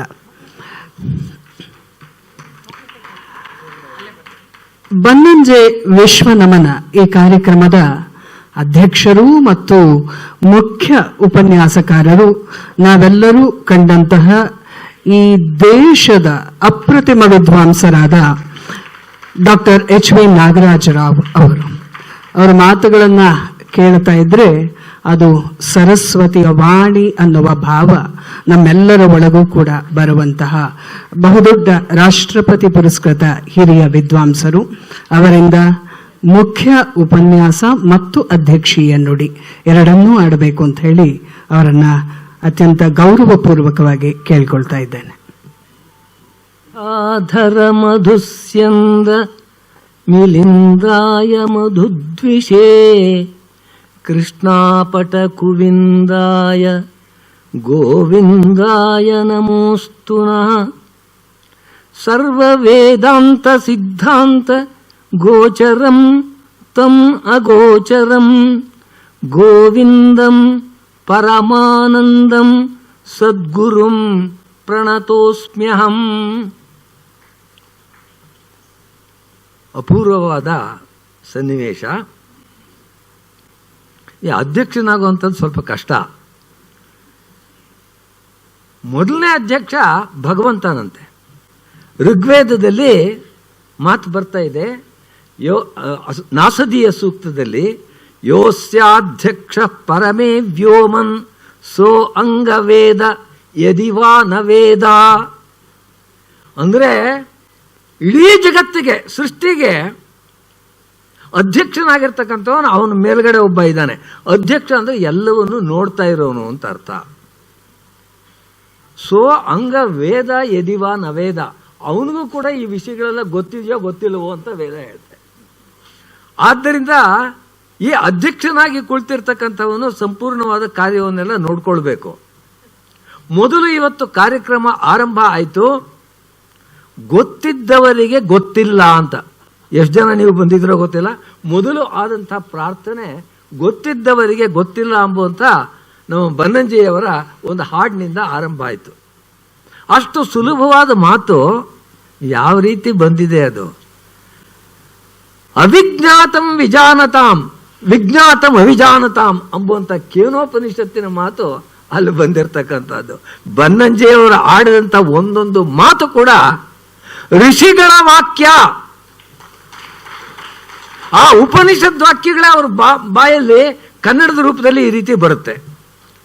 ಅವರು ಆ ರೀತಿಯಾಗಿ ಹಾಡನ್ನು ಆರಂಭ ಮಾಡಿದ ಮೇಲೆ ನಮ್ಮ ಕಾರ್ಯಕ್ರಮ ಆರಂಭ ಆದಾಗ ಅತ್ಯಂತ ಪೂಜ್ಯರಾದಂತಹ ಮಲ್ಲೇಪುರಂ ಅವರು, ಯಾವುದಕ್ಕೋಸ್ಕರ ಪೂಜ್ಯರು ಅಂತ ನಾನು ಹೇಳ್ತೀನಿ ಅಂತಂದರೆ, ಕರ್ನಾಟಕದಲ್ಲಿ ಸಂಸ್ಕೃತ ವಿಶ್ವವಿದ್ಯಾನಿಲಯ ಆರಂಭ ಆದಾಗ ಅದಕ್ಕೆ ಯಾವ ದಿಕ್ಕಿನಲ್ಲಿ ಅದು ಹೋಗಬೇಕು ಅಂತ ಹೇಳಿ ನಿರ್ಧಾರ ಮಾಡಿ ಅಂಥ ಒಳ್ಳೆಯ ನಿಶ್ಚಯಗಳನ್ನು ತೆಗೆದುಕೊಂಡಂಥ ಮಹಾನುಭಾವರಿವರು, ಸಾಮಾನ್ಯವಾದವರು.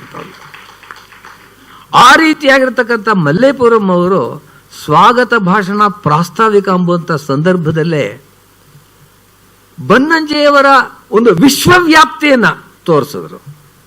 ಅಲ್ಲದೆ ಯಾವ ವಿಷಯಗಳಿಗೋಸ್ಕರ ನಾವು ಬನ್ನಂಜೆಯವರನ್ನ ಗುರುತಿಸ್ತಾ ಇದ್ದೀವಿ, ಯಾತಕ್ಕೋಸ್ಕರ ಎಷ್ಟೋ ಜನ ಪ್ರಪಂಚದಲ್ಲಿ ಇರ್ತಾರೆ ಹೋಗ್ತಾರೆ, ಆದರೆ ಕೆಲವರು ಮಾತ್ರ ಶಾಶ್ವತವಾಗಿರ್ತಾರೆ. ಕಾಳಿದಾಸ 1600 ವರ್ಷಗಳ ಹಿಂದೆ ಇದ್ದಂಥವನು ಇವತ್ತಿಗೂ ಕೂಡ ನಾವು ಜ್ಞಾಪಿಸ್ಕೊಳ್ತೀವಿ. ರನ್ನ, ಪಂಪ ಅವ್ರನ್ನ ಜ್ಞಾಪಿಸ್ಕೊಳ್ತೀವಿ. ಅವ್ರ ಜೊತೆ ಒಳಗೆ ಕೋಟ್ಯಂತರ ಜನ ಇರಲಿಲ್ಲ, ಅವ್ರನ್ನ ನಾವೆಲ್ಲ ಜ್ಞಾಪಿಸ್ಕೊಳ್ತೀವಿ. ಯಾತಕ್ಕೋಸ್ಕರ ಅಂದರೆ ಸಮಾಜಕ್ಕೆ ಅವರು ಕೊಟ್ಟಿರ್ತಕ್ಕಂಥ ಕೊಡುಗೆ ಅಷ್ಟು ದೊಡ್ಡದು ಎಂಬುದಕ್ಕೋಸ್ಕರ. ಅದಾದಮೇಲೆ ನಮ್ಮ ರಘುಪತಿ ಭಟ್ರು ಮಾತನಾಡ್ತಾ ಇದ್ರು, ಎಷ್ಟೊಂದು ಒಳ್ಳೆಯ ವಿಷಯಗಳನ್ನು ಬನ್ನಂಜೆಯವರ ಬಗ್ಗೆ ನಮಗೆ ತಿಳಿಯದಂಥ ವಿಷಯಗಳನ್ನು ತಿಳಿಸಿದ್ರು ಎಂಬುದಕ್ಕೆ ನಿಜವಾಗಿಯೂ ಅವರಿಗೆ ನಾವು ಕೃತಜ್ಞರಾಗಿರಬೇಕು. ಅಷ್ಟು ದೊಡ್ಡ ಮಾತದು. ಅವರು ರಾಮ ಸಂದೇಶ ಎಂಬುದರ ಒಂದು ಪುಸ್ತಕದ ಬಗ್ಗೆ ಹೇಳಿದ್ರು. ರಾಮ ಸಂದೇಶ ಅಂತಕ್ಕಂಥದ್ದು ಉಡುಪಿಯ ಮಠಗಳಲ್ಲಿದ್ದಂಥ ಒಬ್ಬ ಯತಿಗಳು ಬರೆದಂಥ ಸಂಸ್ಕೃತ ಕಾವ್ಯ.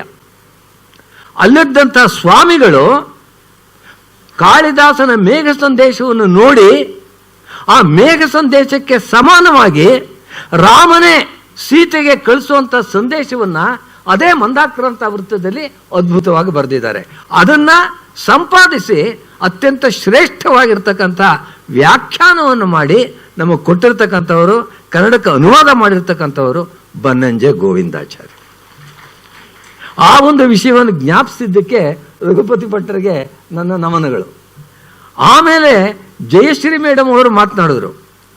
ಅವ್ರನ್ನ ಕಂಡ್ರೆ ನನಗೆ ತುಂಬ ಹೆಚ್ಚಿನ ಗೌರವ. ಏಕೆ ಅಂತಂದರೆ ಅವರು ಇಲ್ಲಿನ ಆಕಾಶವಾಣಿಯಲ್ಲಿ ನಿರ್ದೇಶಕರಾಗಿದ್ದಾಗ ನನ್ನನ್ನು ಹಲವಾರು ಬಾರಿ ಕರೆದು ಅಲ್ಲಿ ಹಲವು ಕಾರ್ಯಕ್ರಮಗಳಲ್ಲಿ ಭಾಗವಹಿಸೋದಕ್ಕೆ ಅವಕಾಶ ಕೊಟ್ಟಿದ್ರು. ಮತ್ತೆ ಅವರು ಎಡ್ವಿನ್ ಜೆರೋ ಅವರ ಮಾತನ್ನು ಹೇಳಿದ್ರು. ಎಡ್ವಿನ್ ಜೆರೋ ಅವರ ಹೆಸರು ಹೇಳಿದ್ರು. ಎಡ್ವಿನ್ ಜೆರೋ ಅವರು ನನಗೆ ಯೂನಿವರ್ಸಿಟಿ ಆಫ್ ವಾಷಿಂಗ್ಟನ್ ಸಿಯಾಟಲ್ ಅಮೆರಿಕಾದಲ್ಲಿ ಅಲ್ಲಿ 1.5 ವರ್ಷ ನನಗೆ ಗುರುಗಳಾಗಿ ಪ್ರಾಧ್ಯಾಪಕರಾಗಿ ಇದ್ದವರು. ಅವ್ರನ್ನ ಜ್ಞಾಪಿಸಿದ್ರಲ್ಲ ಜಯಶ್ರೀ ಅವರು, ಅದಕ್ಕೋಸ್ಕರ ಅತ್ಯಂತ ಹೆಚ್ಚಿನ ಸಂತೋಷವನ್ನು ನಾನು ವ್ಯಕ್ತಪಡಿಸ್ತಾ ಇದ್ದೀನಿ. ಮತ್ತೆ ನನ್ನ ಮಿತ್ರರಾದಂಥ ವಿದ್ವಾನ್ ಮಿತ್ರರಾದಂಥ ಘನ ಭಟ್ಟರು ಎಷ್ಟು ಚೆನ್ನಾಗಿರ್ತಕ್ಕಂಥ ಎಷ್ಟೊಂದು ಅಧ್ಯಯನದ ಗುಟ್ಟಿದೆ.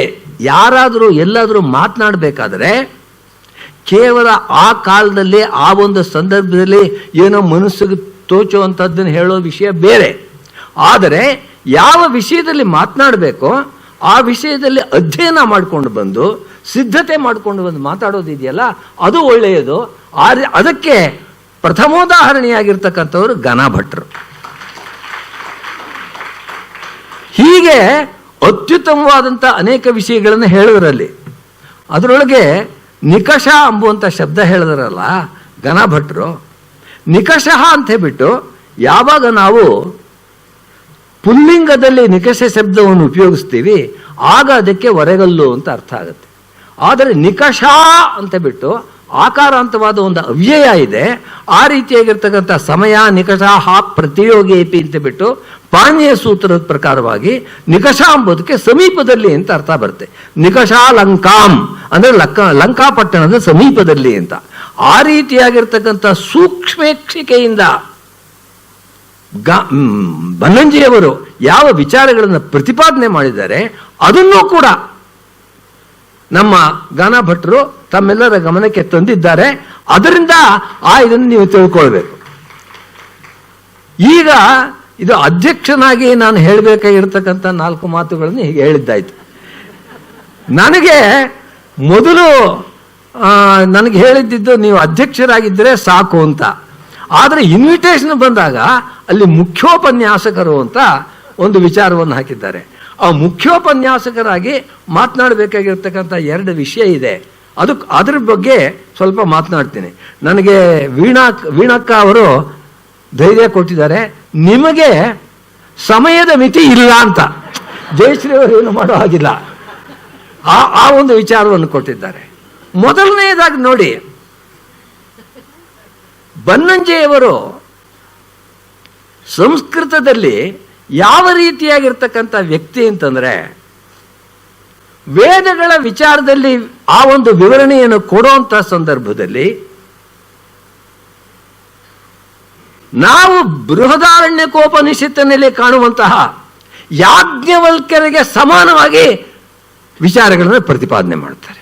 ಆ ಯಾಜ್ಞವಲ್ಕ್ಯ ಮಹರ್ಷಿಗೆ ಸಮಾನವಾಗಿ ವಿಚಾರ ಮಾಡಬಲ್ಲಂಥ ಶಕ್ತಿ ಇದ್ದಂಥವರು ನಮ್ಮ ಬನ್ನಂಜೆಯವರು. ಆ ರೀತಿಯಾಗಿರ್ತಕ್ಕಂಥ ಇನ್ನೊಬ್ಬ ವ್ಯಕ್ತಿ ಇಲ್ಲ. ನಾನು ಅನೇಕ ಬಾರಿ ನೋಡಿದ್ದೇನೆ, ಉಪನಿಷತ್ತುಗಳಿಗೆ ಅರ್ಥ ಮಾಡಬೇಕಾದ್ರೆ ಅದು ಅಷ್ಟು ಸುಲಭವಾದಂಥ ವಿಚಾರಗಳಲ್ಲ. ಆದರೆ ಬನ್ನಂಜೆಯವರಿಗೆ ಆ ಒಂದು ಉಪನಿಷತ್ ಚಂದ್ರಿಕಾ ಎಂಬುವಂಥ ಗ್ರಂಥವನ್ನು ಯಾವುದು ಬರೆದಿದ್ದಾರೆ, ಆ ಉಪನಿಷತ್ ಚಂದ್ರಿಕಾದಲ್ಲಿ ನೋಡಿ, ನಿರ್ದಾಕ್ಷಿಣ್ಯವಾಗಿ ಪ್ರಾಚೀನ ಆಚಾರ್ಯರಾದರೂ ಕೂಡ ಅವರೇನಾದರೂ ತಪ್ಪು ಮಾಡಿದರೆ ಅದನ್ನು ಎತ್ತಿ ತೋರಿಸ್ತಾರೆ. ಅಷ್ಟು ಶಕ್ತಿ ಇದ್ದಂಥವರು ಅವರು. ನಮಗೂ ಅವ್ರಿಗೂ ಇರ್ತಕ್ಕಂಥ ವ್ಯತ್ಯಾಸ ಏನು? ನಾನು ವೈಯಾಕರಣ ಅಂದರೆ ಸಂಸ್ಕೃತ ವ್ಯಾಕರಣವನ್ನು ಓದಿದಂಥವನು.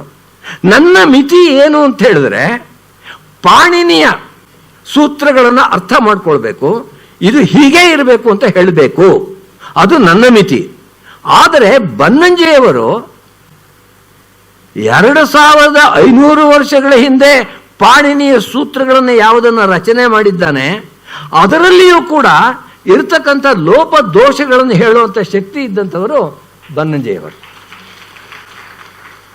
ನಿಮಗೆಲ್ಲ ಅನೇಕ ಜನಗಳಿಗೆ ಗೊತ್ತಿರಬಹುದು, ಪಾಣಿನಿ ತನ್ನ ವ್ಯಾಕರಣವನ್ನು ಬರೆಯುವಂಥ ಸಂದರ್ಭದಲ್ಲಿ ಅದಕ್ಕೆ ಆಧಾರವಾಗಿ 14 ಸೂತ್ರಗಳನ್ನು ಒಪ್ಪಿಕೊಂಡಿದ್ದಾನೆ. ಐವುನ್ ಋಕ್ ಏವೋಂ ಅಯ್ಯೌಚ್ ಹಯವರಟ್ ಲಣ್ ಞಮಗಣನಂ ಝಭೈ ಘಡದಶ್ ಜಬಗಳದಶ್ ಖಪ ಚಟತ ಚಟತೌ ಕಪೈ ಶಶಸರ್ ಹಲ್ ಎಂಬುವಂಥದ್ದು 14 ಸೂತ್ರಗಳು. ವೃತ್ತಾವಸಾನೆ ನಟರಾಜರಾಜೋ ನನಾದ ಢಕ್ಕಾಂ ನವಪಂಚವಾರಂ ಉದ್ಧರ್ತು ಕಾಮ ಸನಕಾದಿ ಸಿದ್ಧಾನ್ ಏತದ್ವಿಮರ್ಶೆ ಶಿವಸೂತ್ರ ಜಾಲಂ ಅಂತ ಹೇಳ್ಬಿಟ್ಟು ನಂದಿಕೇಶ್ವರ ಕಾರಿಕೆಯಲ್ಲಿ ಬರ್ತಾ ಇದೆ. ಶಿವನು ಪಾಣಿನಿಗೆ ಅನುಗ್ರಹ ಮಾಡೋದಕ್ಕೋಸ್ಕರ ತನ್ನ ಕೈಯಲ್ಲಿದ್ದಂಥ ಡಮರುಗವನ್ನು ಬಾರಿಸ್ತಾ ಇದ್ದಾನೆ. ನವಪಂಚವಾರಂ, ನವ ಅಂದ್ರೆ 9, ಪಂಚ ಅಂದ್ರೆ 5, ನವಪಂಚವಾರಂ ಅಂದ್ರೆ 14 ಸಲ ಅದನ್ನ ಬಾರಿಸ್ದ ಅಂತ. ಹಾಗೆ ಬಾರಿಸಿದ್ರಿಂದ ಆ ಒಂದು ಶಬ್ದ ಏನು ಬಂತೋ ಅದೇ ಪಾಣಿನಿಗೆ ಈ ಸೂತ್ರಗಳಾಗಿ ಕಂಡು ಬಂದವು. ಇದರ ಆಧಾರದ ಮೇಲೆ ಪಾಣಿನಿ ತನ್ನ ಅಷ್ಟಾಧ್ಯಾಯಿಯನ್ನ ರಚನೆ ಮಾಡ್ದ ಅಂತ. ಇದನ್ನ ನಾವೆಲ್ಲರೂ ಕೂಡ ಒಪ್ಕೊಂಡು ಬಂದಿದ್ದೇವೆ. ಆದರೆ ಬನ್ನಂಜಿಯವರು ಹೇಳ್ತಾರೆ, ಹಯವರಟ್ ಎಂಬುವಂಥ ಸೂತ್ರದಲ್ಲಿ ಹಕಾರವನ್ನು ಒಂದ್ಸಲ ಆಗಲೇ ಹೇಳಾಯ್ತು, ಮತ್ತೆ ಹಲ್ಲಂಬುವಾಗ ಇನ್ನೊಂದ್ಸಲ ಹಕಾರವನ್ನು ಹೇಳಿದ್ದಾನೆ. ಯಾರಾದರೂ ಆಲ್ಫಬೆಟ್ ಹೇಳುವಂಥ ಸಂದರ್ಭದಲ್ಲಿ ಒಂದೇ ಅಕ್ಷರವನ್ನ 2 ಬಾರಿ ಹೇಳೋದು ಸರಿಯೇ? ಆ ರೀತಿಯಾಗಿ ಹಕಾರವನ್ನ ಯಾತಕ್ಕೋಸ್ಕರ ಹೇಳ್ತೀವಿ? ರಲ್ ಜಲ್ ಶಲ್ ಕ್ಷಲ್ ಚು ಅಂತ ಬಿಟ್ಟು ನಮ್ಮಲ್ಲಿ ಸೂತ್ರ ಬರುತ್ತೆ. ಏನು ಇವುಗಳು ಈ ಒಂದು ಪ್ರತ್ಯಾಹಾರಗಳಲ್ಲಿ ಹಕಾರವು ಕೂಡ ಸೇರ್ಕೊಳ್ಬೇಕು, ಅದಕ್ಕೋಸ್ಕರ ಮತ್ತೆ ಅವನು ಹೇಳ್ದ ಅಂತ. ಆದರೆ ಆ ರೀತಿಯಾಗಿರ್ತಕ್ಕಂಥ ಪ್ರತ್ಯಾಹಾರಗಳನ್ನು ಬೇರೆ ರೀತಿಯಲ್ಲಿ ಮಾಡಿ ಈ ಒಂದು ಆಲ್ಫಾಬೆಟ್ ಅಂತ ಯಾವುದು ವರ್ಣ ಸಮಾಮ್ನಾಯ, ಈ ವರ್ಣ ಸಮಾಮ್ನಾಯದಲ್ಲಿ ದ್ವಿರುಕ್ತಿ ಒಂದೇ ಅಕ್ಷರ 2 ಸಲ ಬರೋದನ್ನ ತಪ್ಪಿಸಬಹುದಾಗಿತ್ತು. ಪಾಣಿನಿ ಅದನ್ನು ಮಾಡಲಿಲ್ಲ, ಇದು ಅವನ ದೋಷ ಎಂಬುವಂತ ಹೇಳುವಂತ ಶಕ್ತಿ ಇದ್ದಂಥವರು ಬನ್ನಂಜಿಯವರು. ಅದೇ ರೀತಿಯಾಗಿ ಬನ್ನಂಜಿಯವರಿಗೆ ಅತ್ಯಂತ ಇಷ್ಟವಿಲ್ಲದ ವಿಷಯ ಏನು ಅಂತಂದ್ರೆ, ಪಾಣಿನಿಯು ತಾನು ಕೊಡತಕ್ಕಂಥ ಅಕ್ಷರಗಳಲ್ಲಿ ಲಕಾರವನ್ನು ಸೇರಿಸಿಲ್ಲ. ಲ ಎಂಬುವಂಥ ಅಕ್ಷರ ಇದೆಯಲ್ಲ ಅದನ್ನು ಸೇರಿಸಿಲ್ಲ. ಅದರಿಂದ ಅನೇಕ ವಿಧವಾಗಿರ್ತಕ್ಕಂಥ ದೋಷಗಳಾಗತ್ತೆ. ಈಗ ಸಂಸ್ಕೃತದಲ್ಲಿ ಕಾಲ, ಕಾಳ ಈ 2 ಪದಗಳು ಕೂಡ ಇದೆ. ಎಲ್ಲದಕ್ಕೂ ಕೂಡ ಈ ಅರ್ಥವೂ ಇದೆ, ಆ ಅರ್ಥವೂ ಇದೆ ಅಂತ ಹೇಳ್ತೀವಿ. ಆದರೆ ವಸ್ತುತಃ ಭಾಷೆಯಲ್ಲಿ ಯಾವ ರೀತಿಯಾಗಿದೆ ಅಂತಂದರೆ, ಕಾಲ ಅಂತ ಲಕಾರವನ್ನು ಉಪಯೋಗಿಸಿದ್ರೆ ಅದಕ್ಕೆ ಟೈಮ್ ಅಂತ ಅರ್ಥ, ಕಾಲಹ ಅಂತಂದರೆ ಈ ರೀತಿಯಾಗಿರ್ತಕ್ಕಂಥ ಕಾಲ ಅಂತ. ಆದರೆ ಕಾಳ ಎಂಬುವಂಥ ಲಕಾರವನ್ನು ಉಪಯೋಗಿಸಿದ್ರೆ ಅದು ಕಪ್ಪಾಗಿರುವುದು ಅಂತ ಅರ್ಥ. ಕಾಳವರ್ಣ, ಕಾಳಿ ಅಂತ ಕರಿತೀವಿ. ಅದಕ್ಕೋಸ್ಕರ ಕಾಳಿ ಅಂತ ಕರಿತೀವಿ, ಅವಳು ಕಪ್ಪಾಗಿರ್ತಕ್ಕಂಥ ಬಣ್ಣ ಇದ್ದಿದ್ದರಿಂದ ಕಾಳ ಅಂತ ಹೆಸರಿಡ್ತಾರೆ ನೋಡಿ. ಅದಕ್ಕೆ ಏನರ್ಥ ಅಂತಂದ್ರೆ ಕಪ್ಪಾಗಿರ್ತಕ್ಕಂಥ ಬಣ್ಣದವರು ಅಂತ. ಆದ್ರಿಂದ ಲಕಾಳ ಮತ್ತು ಲಕಾರ ಒಂದೇ ಅಕ್ಷರದ 2 ರೂಪಗಳಲ್ಲ, ಇವೆರಡು ಕೂಡ they are 2 different phonemes, they have different meanings. ಈ ಒಂದು ಅನೇಕ ಉದಾಹರಣೆಗಳನ್ನು ಕೊಟ್ಟು ಪಾಣಿನಿಯು ತನ್ನ ಅಕ್ಷರ ಸಮಾಮ್ನಾಯದಲ್ಲಿ ಲಕಾರವನ್ನು ಬಿಟ್ಟಿದ್ದು ತಪ್ಪು ಅಂತ ಹೇಳುವಂಥ ಧೈರ್ಯ ಇದ್ದಂಥ ವ್ಯಕ್ತಿ ಒಬ್ಬರೇ ಒಬ್ಬರು ಅವರ ಬನ್ನಂಜಿಯವರು. ಮತ್ತೆ ಅನೇಕ ಅನುವಾದಗಳ ವಿಷಯದಲ್ಲಿ ಮಾತು ಬಂತು. ಈ ಅನುವಾದಗಳಲ್ಲಿ ಅತ್ಯಂತ ಕಷ್ಟವಾಗಿರ್ತಕ್ಕಂಥ ಅನುವಾದ ಯಾವುದು ಅಂತಂದ್ರೆ, ಬಾಣನ ಕಾದಂಬರಿಯನ್ನ ಕನ್ನಡಕ್ಕೆ ಅವರು ಅನುವಾದ ಆಗ್ಲೇ ಹೇಳಿದ್ರು. ನಮ್ಮ ಬೇಂದ್ರೆಯವರೇ ಅದನ್ನು ಒಪ್ಪಿಕೊಂಡಂಥವ್ರು. ಬನ್ನಂಜೆ ಅಂತ ಹೇಳಿದ್ರೆ ಬಾಣನನ್ನ ಕನ್ನಡಕ್ಕೆ ತಂದವರು, ಈ ಮಾತನ್ನು ಹೇಳುವಂಥವರು ಬೇಂದ್ರೆಯವರು. ಆ ರೀತಿಯಾಗಿರ್ತಕ್ಕಂಥ ಯಾತಕ್ಕೋಸ್ಕರ ಕಷ್ಟ ಅಂತ ನಾನು ಹೇಳ್ತೀನಿ. ಬಾಣನ ಶೈಲಿ ಅಂತಕ್ಕಂಥದ್ದು ಗಜಗಮನದಂತೆ, ಐರಾವತವು ಯಾವ ರೀತಿಯಾಗಿ ಇಂದ್ರನನ್ನು ಹೊತ್ತುಕೊಂಡು ಹೋಗುತ್ತೆ ಆ ರೀತಿಯಾಗಿರ್ತಕ್ಕಂಥ ಗದ್ಯದ ಶೈಲಿಯನ್ನ ಓಜಸ್ ಸಮಾಸ ಭೂಯಸ್ತ್ವಂ ಏತದ್ ಗದ್ಯಸ್ಯ ಜೀವಿತಂ ಅಂತ ನಮ್ಮ ಆಲಂಕಾರಿಕರು ಹೇಳ್ತಾರೆ. ಆ ರೀತಿಯಾಗಿರ್ತಕ್ಕಂಥ ರಚನೆಯನ್ನು ಮಾಡುವಂಥ ಶಕ್ತಿ ಇದ್ದಂಥವನು ಬಾಣ. ಮೊದಲನೆಯ ವಾಕ್ಯವನ್ನೇ ನೋಡಿ, ಬಾಣನ ವಾಕ್ಯ ಯಾವ ರೀತಿ ಇದೆ ಅಂತ. ಆಸೀದ ಶೇಷ ನರಪತಿ ಶಿರಸ್ಸಮಭ್ಯರ್ಚಿತ ಶಾಸನ ಪಾಕಶಾಸನ ಇವಾಪರಃ ಚತುರದಧಿ ಮಾಲಾ ಮೇಖಲಾಯ ಭುವೋ ಭರ್ತ ಕರ್ತ ಮಹಾಶ್ಚರ್ಯಾಣಾಂ ಆಹರ್ತ ಕ್ರತೂನಾಂ ಕುಲಭವನಂ ಗುಣಾನಾಂ ಚಕ್ರಧರೈವ ಕರಕಮಲೋಪಲಕ್ಷ್ಯಮಾಣ ಶಂಖ ಚಕ್ರವಾಂಛನ ಜಿತವನ್ಮತ ಹರೈವ ಜಿತವನ್ಮಥ ಗುಹೈವ ಪ್ರತಿಹತ ಶಕ್ತಿ ರಾಜ ಶೂದ್ರಕೋ ನಾಮ. ಈ ರೀತಿ ದೀರ್ಘವಾಗಿರ್ತಕ್ಕಂಥ ವಾಕ್ಯವನ್ನ ಬಾಣ ಬರೀತಾನೆ. ಇದನ್ನು ನಾವು ಅನುವಾದ ಮಾಡೋಕ್ಕಾಗತ್ತಾ? ನಾವೇನಾದರೂ ಊಹೆ ಮಾಡೋದಕ್ಕೆ? ಆದರೆ ಬನ್ನಂಜಿಯವರು ಅದನ್ನ ಅನುವಾದಕ್ಕೆ ಅಂತ ಯಾವಾಗ ತೆಗೆದುಕೊಂಡ್ರೋ ಆ ಸಂದರ್ಭದಲ್ಲಿ ಕನ್ನಡದ ಜಾಯಮಾನಕ್ಕೆ ಒಗ್ಗೋ ಹಾಗೆ ಮೂಲದಲ್ಲಿ ಯಾವ ವಿಶೇಷಣಗಳಿದೆ ಆ ಎಲ್ಲ ವಿಶೇಷಣಗಳನ್ನು ಕೂಡ ಪೃಥಕ್ಕಾಗಿರ್ತಕ್ಕಂಥ ಚಿಕ್ಕ ಚಿಕ್ಕ ವಾಕ್ಯಗಳನ್ನು ಮಾಡಿ ಕನ್ನಡಕ್ಕೆ ಆ ರೀತಿಯಾಗಿರ್ತಕ್ಕಂಥ ಸೌಂದರ್ಯವನ್ನು ಕೊಟ್ಟಿದ್ದಾರೆ. ಯಾವ ರೀತಿ ಶುರು ಮಾಡ್ತಾರೆ, ಈಗ ತಾನೇ ಇಷ್ಟು ದೀರ್ಘವಾಗಿರ್ತಕ್ಕಂಥ ವಾಕ್ಯ ಹೇಳಿದಲ್ಲ, ಆದರೆ ಕನ್ನಡ ಅನುವಾದ ಹೇಗಿದೆ ನೋಡ್ರಿ. ಹಿಂದೆ ಒಬ್ಬ ರಾಜನಿದ್ದ, ಹೆಸರು ಶೂದ್ರಕ, ಎಲ್ಲ ರಾಜರು ಅವನಿಗೆ ತಲೆಬಾಗುವವರೇ. ಅಲ್ಲಿ ಮೂಲದಲ್ಲಿ ಏನಿದೆ, ಪ್ರತಾಪಾನುರಾಗಾವನತ ಸಮಸ್ತ ಸಾಮಂತ ಚಕ್ರ. ಅದನ್ನ ಎಲ್ಲ ರಾಜರು ಕೂಡ ಅವನಿಗೆ ತಲೆಬಾಗುವವರೇ. ಅವನು ಭೂಮಂಡಲದ ದೇವೇಂದ್ರನಂತಿದ್ದ. 4 ದಿಕ್ಕುಗಳಲ್ಲಿ ಕಡಲ ಕಿನಾರೆಯೇ ಅವನ ರಾಷ್ಟ್ರದ ಸೀಮೆ. Sea beauty of the world ಕಿನಾರೆ.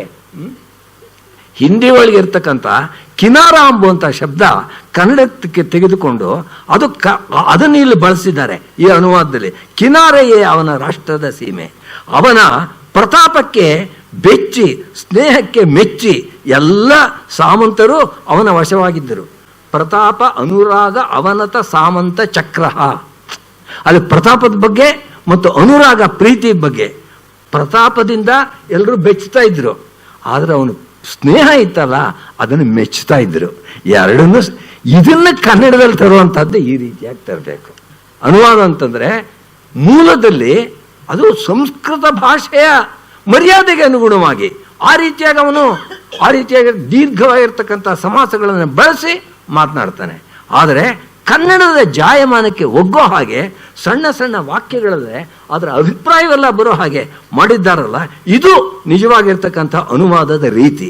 ಅಲ್ಲಿ ತೋರಿಸ್ತಾ ಇದ್ದಾರೆ, ಮಿಕ್ಕ ರಾಜರ ಜಂಬ ಅಡಗಿಸುವ ಅದಟು, ಸಂಪತ್ತಿನ ಸೆಲೆ, ಹಿರಿಯರ ದಾರಿಯಲ್ಲಿ ನಡೆವ ಸೌಜನ್ಯದ ಸೌಭಾಗ್ಯ, ದಿನ ದಿನವೂ ಉನ್ನತಿಯ ಶಿಖರವನ್ನೇರುವ ಹಿರಿಮೆ.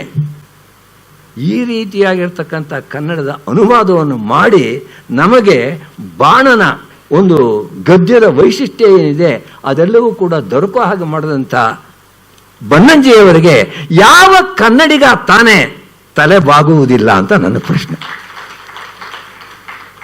ಇದನ್ನ ಈ ರೀತಿಯಾಗಿ ಮಾಡಬೇಕಾದರೆ ಉಭಯ ಭಾಷೆಗಳಲ್ಲೂ ಕೂಡ ಕನ್ನಡದಲ್ಲಿ ಯಾವ ರೀತಿಯಾಗಿರ್ತಕ್ಕಂಥ ಪಾಂಡಿತ್ಯ ಇದೆ ಅದೇ ರೀತಿಯಾಗಿ ಸಂಸ್ಕೃತದಲ್ಲೂ ಇರಬೇಕು. That is what is very very much not available today. ಅನೇಕ ಸಂಸ್ಕೃತ ವಿದ್ವಾಂಸರಿದ್ದಾರೆ, ಮೂಲವನ್ನು ಹೇಳಬಲ್ಲರು, ಆದರೆ ಅದನ್ನ ಜನಗಳ ಭಾಷೆಯಾದಂಥ ಕನ್ನಡದಲ್ಲಿ ತಿಳಿಸ್ಕೊಡುವಂಥ ಶಕ್ತಿ ಅವರಿಗಿಲ್ಲ.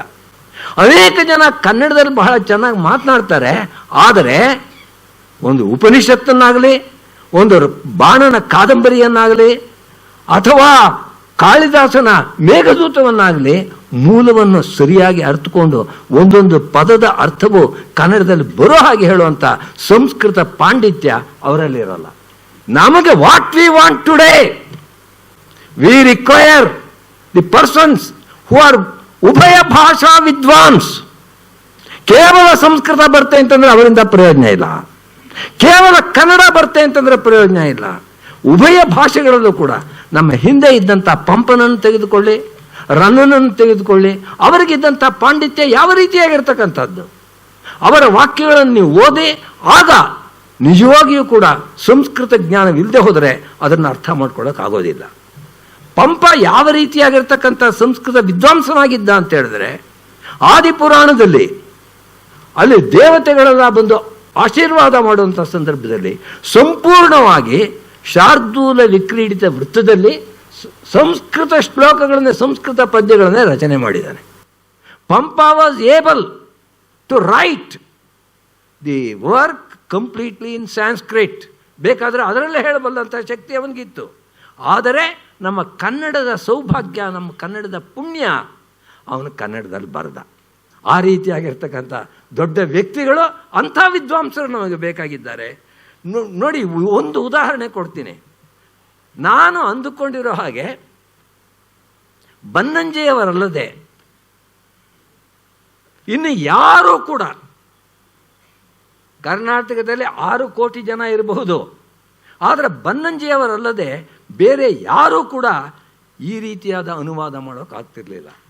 ಯಾವುದು ಒಂದು ಉದಾಹರಣೆ, ಕಾದಂಬರಿ ಗದ್ಯ ಕಾವ್ಯವಾದರೂ ಅದರಲ್ಲಿ ಆ ವೈಶಂಪಾಯನ ಶುಕ ಎಂಬುದು ಬಂದು ಶೂದ್ರಕ ರಾಜನ ಮುಂದೆ ಆ ರಾಜನಿಗೆ ಹೊಗಳಿಕೆಯನ್ನು ಹೇಳಬೇಕು, ಅದನ್ನ ಜಯ ಶಬ್ದ ಅಂತ ಹೇಳ್ತಾರೆ, ಅದನ್ನ ಹೇಳುವಂಥದ್ದು ಸಂಪ್ರದಾಯ. ಆ ರೀತಿಯಾಗಿ ಹೇಳೋದಕ್ಕೆ ಆ ಗಿಳಿ ಒಂದು ಸುಂದರವಾಗಿರ್ತಕ್ಕಂಥ ಶ್ಲೋಕ ಹೇಳುತ್ತೆ, ಒಂದು ಸುಂದರವಾದ ಸಂಸ್ಕೃತ ಪದ್ಯ. ಸ್ತನಯುಗಮಶ್ರುಸ್ನಾತಂ ಸಮೀಪತರವರ್ತಿ ಹೃದಯ ಶೋಕಾಗ್ನೇ ಚರತಿ ವಿಮುಕ್ತಾಹಾರಂ ವ್ರತಮಿವ ಭವತೋ ರಿಪುಸ್ತ್ರೀಣಾಂ ಎಂಬುವಂಥ ಒಂದು ಶ್ಲೋಕವನ್ನು ಹೇಳುತ್ತೆ. ಎಲ್ಲ ಶ್ಲೇಷಮಯವಾದದ್ದು, ಅಂದರೆ ಒಂದೊಂದು ಪದಕ್ಕೆ 2 ಅರ್ಥ ಇರುತ್ತೆ. ಅಲ್ಲಿ ಚರತಿ ವಿಮುಕ್ತಾಹಾರಂ ಅಂತ ಶಬ್ದ ಉಪಯೋಗಿಸಿದ್ದಾನೆ. ಇಲ್ಲಿ ವ್ರತದ ವಿಷಯ ಬಂದಿದೆ. ವ್ರತ ಮಾಡುವಂಥವ್ರು ಏನು ಮಾಡ್ತಾರೆ? ಆಹಾರವನ್ನು ಬಿಟ್ಟಿರ್ತಾರೆ. ವಿಮುಕ್ತ ಆಹಾರಂ, ವಿಮುಕ್ತಾಹಾರಂ ಅಂತ. ಆದರೆ ಅವನು ಉದಾಹರಣೆಯನ್ನು ಕೊಡ್ತಕ್ಕಂಥದ್ದು ಈ ಶೂದ್ರಕ ರಾಜನ ಶತ್ರುಗಳ ಸ್ತ್ರೀಯರ ಸ್ತನಗಳ ವಿಷಯದಲ್ಲಿ. ಅದಕ್ಕೆ ಯಾವ ರೀತಿ ಅರ್ಥ ಮಾಡ್ತಿದ್ದಾನೆ, ವಿ ಮುಕ್ತಾಹಾರಂ ಅಂತ. ಮುಕ್ತಾಹಾರವನ್ನು ಹಾಕ್ಕೊಂಡಿಲ್ಲ ಅಂತ ಅರ್ಥ ಮಾಡ್ಕೊಳ್ತೀರಾ ನೀವು? ವಿ ಮುಕ್ತಾಹಾರಂ ವಿಮುಕ್ತ ಆಹಾರಂ, ಈ ಎರಡು ರೀತಿಯಾಗಿರ್ತಕ್ಕಂಥ ಅರ್ಥವನ್ನು ಇಟ್ಟು ಇಲ್ಲಿರ್ತಕ್ಕಂಥ ಪದಗಳೆಲ್ಲವೂ ಕೂಡ ಎರಡೆರಡು ಅರ್ಥದಲ್ಲಿ ಬಂದಿದೆ. ಇದನ್ನು ಕನ್ನಡಕ್ಕೆ ಅನುವಾದ ಮಾಡೋದು ಹೇಗೆ? This is a very very big challenge. ಯಾವಾಗ ಪ್ಯಾರೋನೊಮೇಸಿಯಾ ಅಂತ ನಾವೇನು ಹೇಳ್ತೀವಿ, ಎರಡೆರಡು ಅರ್ಥದ ಪದಗಳನ್ನು ಮೂಲದಲ್ಲಿ ಬಳಸಿರ್ತಾನೆ, ಅದನ್ನ ಕನ್ನಡಕ್ಕೆ ಇನ್ನೊಂದು ಭಾಷೆಗೆ ಅನುವಾದ ಮಾಡೋದು ಸಾಧ್ಯವಿಲ್ಲ. ಆದರೆ ಅದನ್ನು ಕೂಡ ಮಾಡಿದ್ದಾರೆ ಬನ್ನಂಜಿಯವರು. ಏನು ಉದಾಹರಣೆ, ಅವರ ಅನುವಾದ ನೋಡಿ ಎಷ್ಟು ಚೆನ್ನಾಗಿದೆ. ನಿನ್ನ ಹಗೆಯಾಳುಗಳ ಕೈ ಹಿಡಿದ ಹುಡುಗೆಯರ ಮೊಲೆಗಳೆರಡೂ ಕೂಡಿ ತಪಸ್ಸಿಗೆಳೆಸಿವೆ ನೋಡು, ಕಣ್ಣ ನೀರಲಿ ಮಿಂದು ಎದೆಯ ಕುದಿಯಲಿ ಬೆಂದು ನೊಂದು ಆಹಾರವನ್ನು ಕೂಡ ತೊರೆದು. ಆಹಾರವನ್ನು ಎರಡರ್ಥವೂ ಬರೋ ಹಾಗೆ ಕನ್ನಡಕ್ಕೆ ಮಾಡಿದಾರಲ್ಲ. ಈ ರೀತಿಯಾಗಿರ್ತಕ್ಕಂಥ ಪಾಂಡಿತ್ಯ ನೀವು ಇನ್ನೆಲ್ಲಿ ಹುಡುಕ್ತೀರಿ? ಇದು ಅವರಲ್ಲಿದ್ದಂಥ ವೈಶಿಷ್ಟ್ಯ, ಅವರಲ್ಲಿದ್ದಂಥ probably Saraswati sends such persons once in a while to this world. ಪ್ರಪಂಚಕ್ಕೆ ಸರಸ್ವತಿಯೇ ಈ ರೀತಿಯಾಗಿರ್ತಕ್ಕಂಥ ಕೆಲಸ ಆಗಬೇಕು ಎಂಬುದಕ್ಕೋಸ್ಕರ ಅಂಥ ಮಹಾವ್ಯಕ್ತಿಗಳನ್ನು ಕಳಿಸ್ತಾಳೆ. ಹಾಗೆ ಬಂದಂಥವರು ಬನ್ನಂಜಿಯವರು. ಅವರ ಒಂದೊಂದು ಕೃತಿಯನ್ನು ಕೂಡ ಕುರಿತು ಹೇಳಬೇಕು. ನಮ್ಮ ವೀಣಕ್ಕ ಅವರು ನನಗೆ ಹೇಳಿದ್ದಾರೆ, ಬನ್ನಂಜಿಯವರಿಗೆ ಸಂತೋಷವಾಗುತ್ತೆ, ನೀವು ಸಂಸ್ಕೃತದಲ್ಲಿ ಮಾತನಾಡಬೇಕು ಈಗ ಹೇಳಿದ್ರು. ಅದಕ್ಕೆ ಬಹಳ ನನಗೆ ಸಂತೋಷ. ಹಿಂದೆ ನಮ್ಮ ಸುಧರ್ಮ ಪತ್ರಿಕೆಯ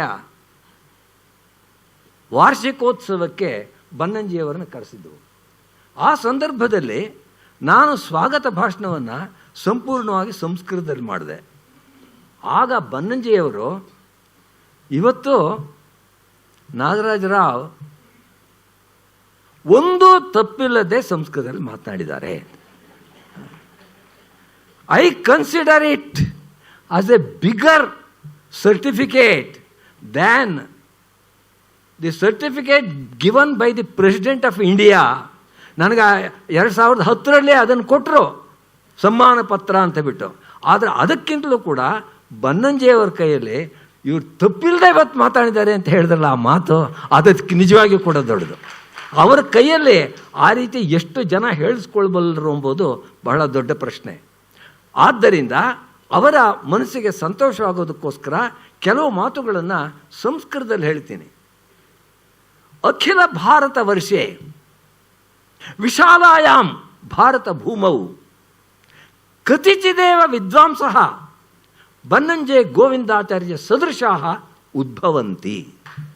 ಏಕಸ್ಮಿನ್ ಯುಗೆ ಏಕಃ ವಿದ್ವಾನ್ ತಾದೃಶಃ ವಿದ್ವಾನ್ ಬನ್ನಂಜೆ ಗೋವಿಂದಾಚಾರ್ಯ. ತೇನ ಸಂಸ್ಕೃತ ಭಾಷಾಯಾಂ ಯಾದೃಶಂ ಪ್ರಾಭುತ್ವಂ ಪ್ರಾಪ್ತಮಿತಿ ಚೇತ್ ಅಹಂ ಏಕಂ ಉದಾಹರಣಂ ವಕ್ತುಮಿಚ್ಛಾಮಿ. ಮಮ ಗೋವಿಂದಾಚಾರ್ಯಸ್ಯ ಪ್ರಥಮ ದರ್ಶನಂ 59 ವರ್ಷೇಭ್ಯಃ ಪ್ರಾಕ್. 59 ವರ್ಷಗಳ ಹಿಂದೆ ನಾನು ಮೊದಲು ಪ್ರಥಮ ದರ್ಶನ ಬನ್ನಂಜೆ ಗೋವಿಂದಾಚಾರ್ಯಾಣಂ ಪ್ರಥಮ ದರ್ಶನಂ ಮಯಾ ಲಬ್ಧಂ. ತದಾ ಉಡುಪಿ ನಗರೆ ಅಯಂ ಎಡ್ವಿಂಜರೋ ಮಹಾಶಯಃ ಜನಾನ್ ಉದ್ದಿಶ್ಯ ಸಂಸ್ಕೃತ ಭಾಷಾಯಾಂ ಶುದ್ಧ ಸಂಸ್ಕೃತ ಭಾಷಾಯಾಂ ಅಭಾಷತ. ತದಾ ಸಭ್ಯೇಷು ಸ್ಥಿತಾಃ ಆಗತ್ಯ ಅವದನ್ ಏತೈಃ ಕನ್ನಡದಲ್ಲಿ ಕೇಳ್ತಾ ಇದ್ದಾರೆ, ಇವರು ಸಂಸ್ಕೃತದಲ್ಲಿ ಮಾತಾಡ್ಬಿಟ್ರು, ನಮಗೆಲ್ಲ ಗೊತ್ತಾಗಲ್ಲ, ಅದನ್ನ ಅನುವಾದ ಮಾಡ್ತೀರಾ ಅಂತ ಕೇಳಿದ್ರು. ಆಗ ಬನ್ನಂಜಿಯವರು ಯಾವ ಊರಿನಲ್ಲಿ ಶ್ರೀಮನ್ ಮಧ್ವಾಚಾರ್ಯರು ಭಾಷ್ಯಗಳನ್ನು ಬರೆದರೋ, ಯಾವ ಊರಿನಲ್ಲಿ ಅಷ್ಟಮಠಗಳು ಇದ್ದು ಸಂಸ್ಕೃತ ವಿದ್ಯೆಯನ್ನು ಕಲಿಸ್ತಾ ಇವೆಯೋ, ಯಾವ ಊರಿನಲ್ಲಿ ನೂರಾರು ಸಂಸ್ಕೃತ ಕವಿಗಳು ಗ್ರಂಥಗಳನ್ನು ರಚನೆ ಮಾಡಿದ್ದಾರೋ ಅಂಥ ಊರಿನವರಿಗೆ ಈ 20ನೇ ಶತಮಾನದಲ್ಲಿ, ನಾನಿದು ಹೇಳ್ತಾ ಇರ್ತಕ್ಕಂಥದ್ದು 1966ನೇ ಇಸ್ವಿ ಒಳಗೆ ನಡೆದಂಥ ಘಟನೆ. ಆಗ ನಾನಿನ್ನೂ ಕೂಡ ಪಾಠಶಾಲೆಯಲ್ಲಿ ವಿದ್ಯಾರ್ಥಿ. ಆ ರೀತಿಯಾಗಿರ್ತಕ್ಕಂಥ ಉಡುಪಿಯಲ್ಲಿ ಅಮೆರಿಕ ದೇಶದ ಒಬ್ಬ ವ್ಯಕ್ತಿ ಬಂದು ಸಂಸ್ಕೃತದಲ್ಲಿ ಮಾತಾಡಿದ್ರೆ ನಮಗೆ ಗೊತ್ತಾಗಲ್ಲ, ಯಾರಾದರೂ ಕನ್ನಡಕ್ಕೆ ಅನುವಾದ ಮಾಡ್ತಾರೆ ಅಂತ ಕೇಳ್ತಾರಲ್ಲ, ಇದಕ್ಕಿಂತ ಹೆಚ್ಚಿನ ನಾಚಿಕೆಯ ವಿಷಯ ಉಂಟಾ? ವಯಂ ಭಾರತೀಯಾಃ ಅಸ್ಮಾಕಂ ಧಮನೀಷು ವಸಿಷ್ಠಸ್ಯ ವಾಮದೇವಸ್ಯ ಅಘಮರ್ಷಣಸ್ಯ ರಕ್ತಂ ಪ್ರವಹತಿ. ಅಸ್ಮಾಭಿಃ ಸಂಸ್ಕೃತಂ ನ ಜ್ಞಾಯತೆ, ವೈದೇಶಿಕಃ ಕಶ್ಚಿದ್ ಆಗತ್ಯ ಸಂಸ್ಕೃತ ಭಾಷಾಯಾಂ ಭಾಷತೆ, ಇತಃ ಲಜ್ಜಾ ಅಸ್ಮಾಭಿಃ ನ ಜ್ಞಾಯತೆ ಇತಿ ಇತಃ ಅಧಿಕಂ ಲಜ್ಜಾಸ್ಪದಂ ಕಿಮಸ್ತಿ. ತಸ್ಮಿನ್ ದಿವಸೆ ಬನ್ನಂಜೆ ಗೋವಿಂದಾಚಾರ್ಯೈಃ ಕನ್ನಡಾನುವಾದಃ ತಸ್ಯ ಭಾಷಣಸ್ಯ ಕೃತಃ. ಅತಃ ಅಸ್ಮಾಭಿಃ ಅದ್ಯ ಏತತ್ ಬನ್ನಂಜೆ ಗೋವಿಂದಾಚಾರ್ಯಾಣಾಂ ದರ್ಶನಂ ಕೃತ್ವಾ ತೇಷಾಂ ಗ್ರಂಥಾನ್ ಪಠಿತ್ವಾ ಅಸ್ಮಾಭಿಃ ಅಯಂ ಸಂಕಲ್ಪಃ ಕರ್ತವ್ಯಃ. ಕನ್ನಡ ಭಾಷಾಯಾಃ, ತೆಲುಗು ಭಾಷಾಯಾಃ, ಮಲಯಾಳ ಭಾಷಾಯಾಃ, ಹಿಂದಿ ಭಾಷಾಯಾಃ ಜ್ಞಾನಂ ನಿಷ್ಕೃಷ್ಟಂ ಪ್ರಾಪ್ತವ್ಯಂಚೇತ್ ಸಂಸ್ಕೃತ ಜ್ಞಾನಂ ಅವಶ್ಯಕಂ. ಕನ್ನಡ ಭಾಷಾಯಾಃ ವ್ಯಾಕರಣಂ ಕದಾ ಜ್ಞಾಯತೆ? ಯದಾ ವಯಂ ಪಾಣಿನಿಂ ವಶೀಕುರ್ಮಃ ತದಾ ಜ್ಞಾಯತೆ. ಅತಃ ಸಮಗ್ರೆ ಪ್ರಪಂಚೆ ಯಸ್ಯಾಹ ಭಾಷಾಯಾಹ ಅಧ್ಯಯನಾಯ ಪ್ರಯತ್ನಾಃ ಭವಂತಿ. ಇದಾनीं षड्वर्षेभ्यः पूर्वं प्यारिस् नगरे संस्कृतदिनम् आचरितम्.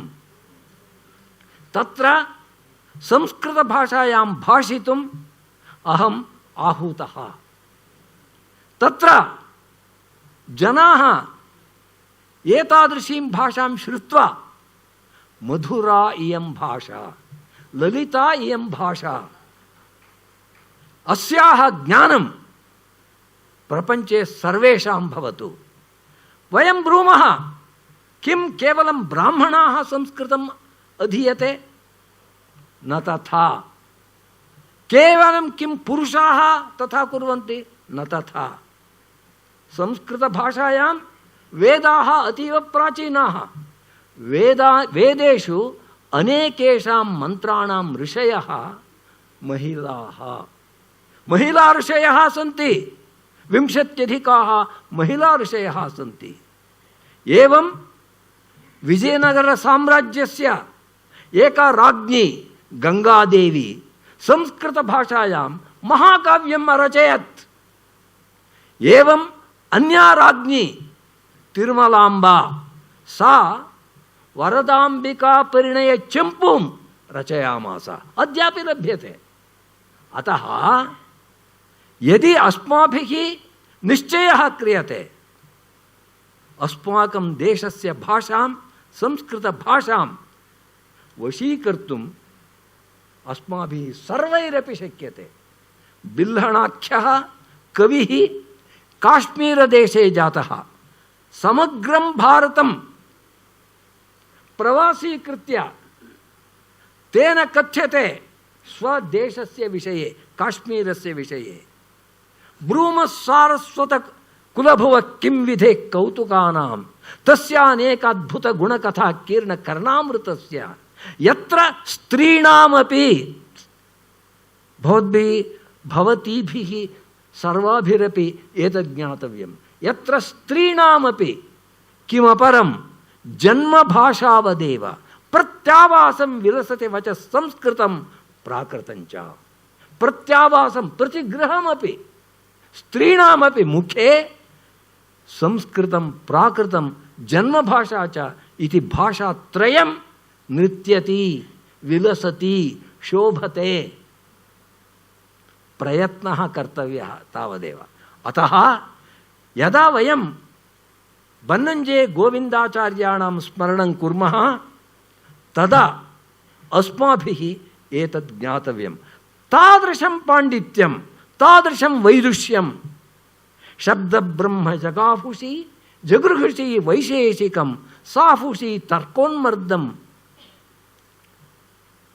ತಾದೃಶಿ ಶೇಮುಷಿ ಬನ್ನಂಜೆ ಗೋವಿಂದಾಚಾರ್ಯಾಣಾಂ ಆಸೀತ್. ತಾದೃಶಂ ಪ್ರಾಪ್ತುಂ ಅಸ್ಮಾಭಿಃ ಸರ್ವೈರಪಿ ಪ್ರಯತ್ನಃ ಕರ್ತವ್ಯಃ, ಸಂಕಲ್ಪಃ ಕರ್ತವ್ಯಃ ಇತಿ ಏತಾದೃಶೇ ಸಮಾರಂಭೆ ವಿಶೇಷತಃ ಮಲ್ಲೇಪುರ ವೆಂಕಟೇಶ ಮಹಾಭಾಗಾನಾಂ ಸಾನ್ನಿಧ್ಯೆ. ಕಿಮರ್ಥಮೇತದ್ವಚ್ಮಿ ಇತಿ ಚೇತ್ ಯದಾ ತೇ ಕುಲಪತಯಃ ಆಸನ್ ತದಾ ಮಾಂ ವಿಶೇಷತಃ ಚಿತ್ವಾ ಯತ್ರ ಯತ್ರ ಸಂಸ್ಕೃತ ಪಾಠಶಾಲಾಃ ಸಂತಿ, ಯತ್ರ ಯತ್ರ ಸಂಸ್ಕೃತ ವಿದ್ಯಾಲಯಾಃ ಸಂತಿ, ತತ್ರ ತತ್ರ ಭವತಾ ಗತ್ವಾ ಸಂಸ್ಕೃತ ಭಾಷಾಯಾಂ ಭಾಷಣೀಯಂ ಇತಿ ವಿಶೇಷ ಸ್ಥಾನಂ ದತ್ವಾ ತೇ ಅನುಗ್ರಹಂ ಕೃತವಂತಃ. ಏತಾದೃಶಾನಾಂ ಸಾನ್ನಿಧ್ಯೆ ಪ್ರಾತಸ್ಮರಣೀಯಾನಾಂ ನಿತ್ಯಸ್ಮರಣೀಯಾನಾಂ ಬನ್ನಂಜೆ ಗೋವಿಂದಾಚಾರ್ಯಾಣಾಂ ವಿಷಯೇ ಭಾಷಿತುಂ ಅವಕಾಶಃ ಲಬ್ಧಃ. ಅತಃ ಸರ್ವೇಭ್ಯಃ ತೇಭ್ಯಃ ಕೃತಜ್ಞತಾಂ ಸಮರ್ಪ್ಯ ಅಹಂ ಮದೀಯಂ ವಾಂಗ್ಮಯಂ ಸಮಾಪಯಾಮಿ. ನಮೋ ನಮಃ.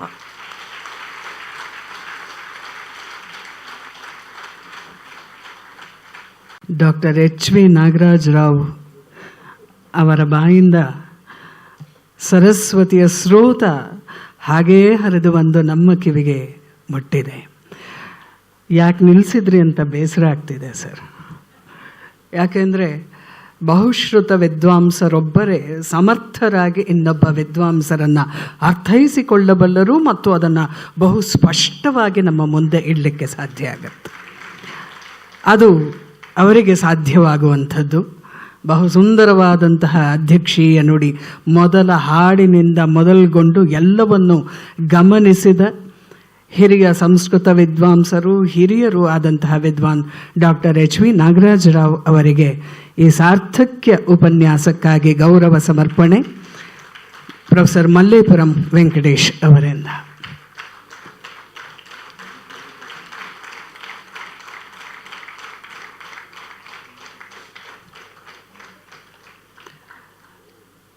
ಕಾರ್ಯಕ್ರಮದ ಕೊನೆಯ ಘಟ್ಟಕ್ಕೆ ಬಂದಿದ್ದೇವೆ. ಒಂದು ಸಂತೃಪ್ತಿ ನಮ್ಮೆಲ್ಲರಿಗೂ ಕೂಡ. ಬನ್ನಂಜೆಯವರನ್ನು ನೆನಪಿಸಿಕೊಂಡ ಪುಣ್ಯತರ ಈ ಗಳಿಗೆಗಳು ಸದಾ ಹೀಗೆ ನೆನಪಿನಲ್ಲಿ ಉಳಿಯಬೇಕು ಅನ್ನುವ ಆಶಯ. ಅದರ ಜೊತೆಗೆ ಬಂದು ಕೈ ಜೋಡಿಸಿದ ನಿಮ್ಮೆಲ್ಲರಿಗೂ ಕೂಡ ವಂದಿಸುವ ಕ್ಷಣವೂ ಹೌದು. ವಂದನಾರ್ಪಣೆ ಡಾಕ್ಟರ್ ವೀಣಾ ಬನ್ನಂಜೆ ಅವರಿಂದ. ಅದಾದ ನಂತರ 2 ನಿಮಿಷ ಪರಂಪರೆಯ ಒಂದು ಪ್ರಕಟಣೆ ಇದೆ. ಅದನ್ನು ಕೇಳಿ ನಂತರ ತಾವು ನಿರ್ಗಮಿಸಬೇಕೆಂದು ಕೋರುತ್ತೇನೆ.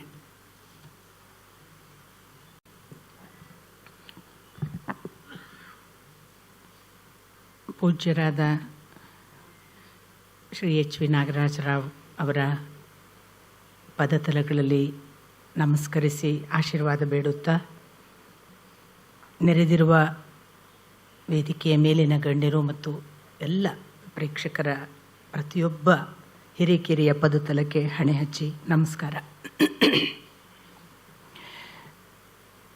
ತುಂಬ ಅಪ್ಪನನ್ನು ಹೆಚ್ಚು ಕಾಣಿಸುವ ಹಾಗೆ, ನೆನಪಿಸುವ ಹಾಗೆ, ಇಲ್ಲೇ ಇದ್ದಾರೆ ಅನ್ನುವ ಭಾವ ಹುಟ್ಟಿಸುವ ಹಾಗೆ ಒಂದು ಅಪೂರ್ವವಾದ ಸಭೆಯನ್ನು ನಡೆಸಿಕೊಟ್ಟದ್ದಕ್ಕೆ ಮೊದಲನೇದಾಗಿ ನಿಮ್ಮೆಲ್ಲರಿಗೂ ಕೂಡ ಪರಂಪರೆಯ ಮುಖೇನ ನಡೆದ ಈ ಕಾರ್ಯಕ್ರಮಕ್ಕೆ ಪರಂಪರೆಯ ಶ್ರೀ ಕೃಷ್ಣಕುಮಾರ್ ಅವರ ಔದಾರ್ಯ ಮತ್ತು ಸಂಘಟನೆ ಅಷ್ಟು ಜನರ ಪ್ರೀತಿಯನ್ನು, ವಿಶ್ವಾಸವನ್ನು ಅಪ್ಪನ ಕಾರಣವಾಗಿ ತೋರಿದ್ದಕ್ಕೆ ಪ್ರತಿಯೊಬ್ಬರನ್ನು ವಂದಿಸಿ, ಒಂದು ವಿಶೇಷವಾದ ಸಂದರ್ಭದಲ್ಲಿ ನಾವು ಇದನ್ನು ಮಾಡುವುದಕ್ಕೆ ತೊಡಗಿ ಇಂಥ ಕಾರ್ಯಕ್ರಮಗಳನ್ನು ಮಾಡ್ತಾ ಹೋದ ಹಾಗೆ ಬಹಳ ಬಹಳ ಧನ್ಯತೆಯ ಭಾವವನ್ನು ನೀವೆಲ್ಲ ಕೊಟ್ಟಿದ್ದೀರಿ ಅಂತ ನಾನು ಮೊದಲನೇದಾಗಿ ನಿಮ್ಮಗಳಿಗೆ ಹೇಳುವಂತಹ ಮಾತು.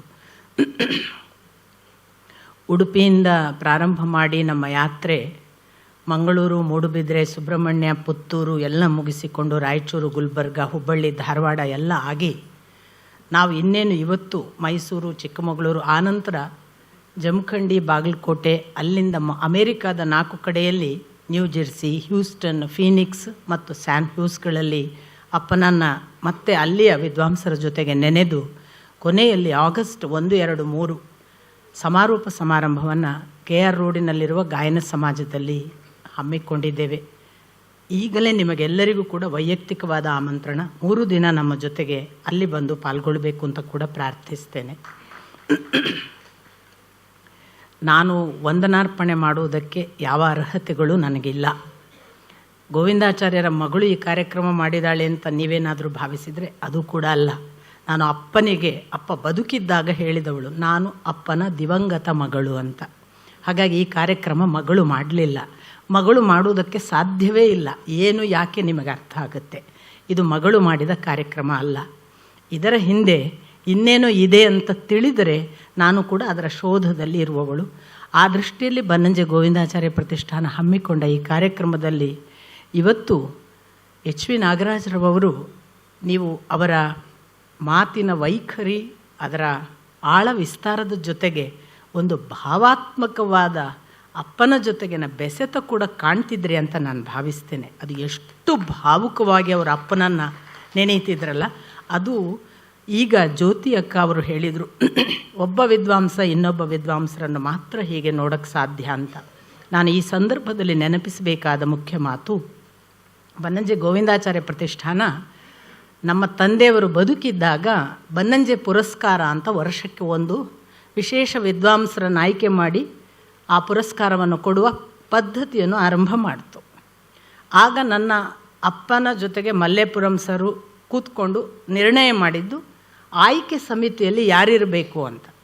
ಆಯ್ಕೆ ಸಮಿತಿಯಲ್ಲಿ ಯಾರಿರಬೇಕು ಅಂತ ನಿರ್ಣಯ ಆಗುವ ಹೊತ್ತಿಗೆ 2 ಹೆಸರುಗಳನ್ನು ಅಪ್ಪ ಹೇಳಿದ್ದು, ಒಂದು ಎಚ್ ವಿ ನಾಗರಾಜರಾವ್, ಮತ್ತೊಬ್ಬರು ಉಮಾಕಾಂತ್ ಭಟ್. ಇದು ಒಂದು ಭಾಗ. ಹಾಗಾಗಿ ಎಚ್ ವಿ ನಾಗರಾಜರಾವ್ ಅವರು ಇಂದಿಗೂ ಕೂಡ ಬನ್ನಂಜೆ ಪ್ರತಿಷ್ಠಾನದ ಅದೇ ಅವಿಭಾಜ್ಯ ಅಂಗವಾಗಿ ಇದ್ದಾರೆ. ಅದು ವಿಶೇಷ ಅಲ್ಲ ಅಂತ ನಿಮಗೇನಾದರೂ ಭಾವಕ್ಕೆ ಬಂದರೆ, ಅದಕ್ಕಿಂತ ವಿಶೇಷವಾದ ಒಂದು ಸಂಗತಿ, ಬಹುಶಃ ಯಾವುದೇ ಪ್ರತಿಷ್ಠಾನ ಸಮಿತಿಗಳಲ್ಲಿ ಈ ಘಟನೆ ನಡೀತಿರ್ಲಿಕ್ಕಿಲ್ಲ ಅಂತ ನಾನು ಅಂದ್ಕೊಂಡಿದ್ದೇನೆ. ನಮ್ಮ ಅಪ್ಪ ಹೇಳಿದರು, ನಿಮ್ಮ ಕಾನೂನು ಏನೇ ಇರಲಿ, ಆಯ್ಕೆ ಸಮಿತಿಯವರು ಬೇರೆಯವರಿಗೆ ಕೊಡಬೇಕು ಅನ್ನೋದು ಕಾನೂನು. ಒಂದು ಸಾರಿ ಕಾನೂನು ಮುರೀರಿ, ಎಚ್ ವಿ ನಾಗರಾಜರಾವ್ ಅವರಿಗೆ ಕೊಡೋಣ ಈ ವರ್ಷ ಅಂತ ನಮ್ಮ ಅಪ್ಪ ಎಚ್ ವಿ ನಾಗರಾಜರಾವ್ ಅವರನ್ನೇ ಬನ್ನಂಜೆ ಪುರಸ್ಕಾರಕ್ಕೆ ಆಯ್ಕೆ ಮಾಡಿ ಅವರಿಗೆ ಸನ್ಮಾನ ಮಾಡಬೇಕು ಅಂತ ಹೇಳಿ, ಆ ವರ್ಷ ಕೊರೋನಾ ಬಂದದ್ರಿಂದ ಅಪ್ಪನ ಸಮ್ಮುಖದಲ್ಲಿ ಕೊಡಲಿಕ್ಕಾಗಲಿಲ್ಲ. ಅಪ್ಪ ಹೋದ ನಂತರ ನಾವು ಅದನ್ನು ಅವರಿಗೆ ಕೊಡುವಂತಹ ಒಂದು ಕೃತಾರ್ಥ ಭಾವವನ್ನು ಕೂಡ ನಮಗೆ ಅಪ್ಪ ಬಿಟ್ಟು ಹೋಗಿದ್ದಾರೆ. ಅಂದರೆ ಅಪ್ಪ ಅವರನ್ನು ಹೇಗೆ ನೋಡಿದ್ರು ಅನ್ನೋದು ಕೂಡ ತಮಗೆ ಈಗಾಗಲೇ ಅರ್ಥ ಆಗಿರಬಹುದು ಅಂತ ಭಾವಿಸ್ತೇನೆ.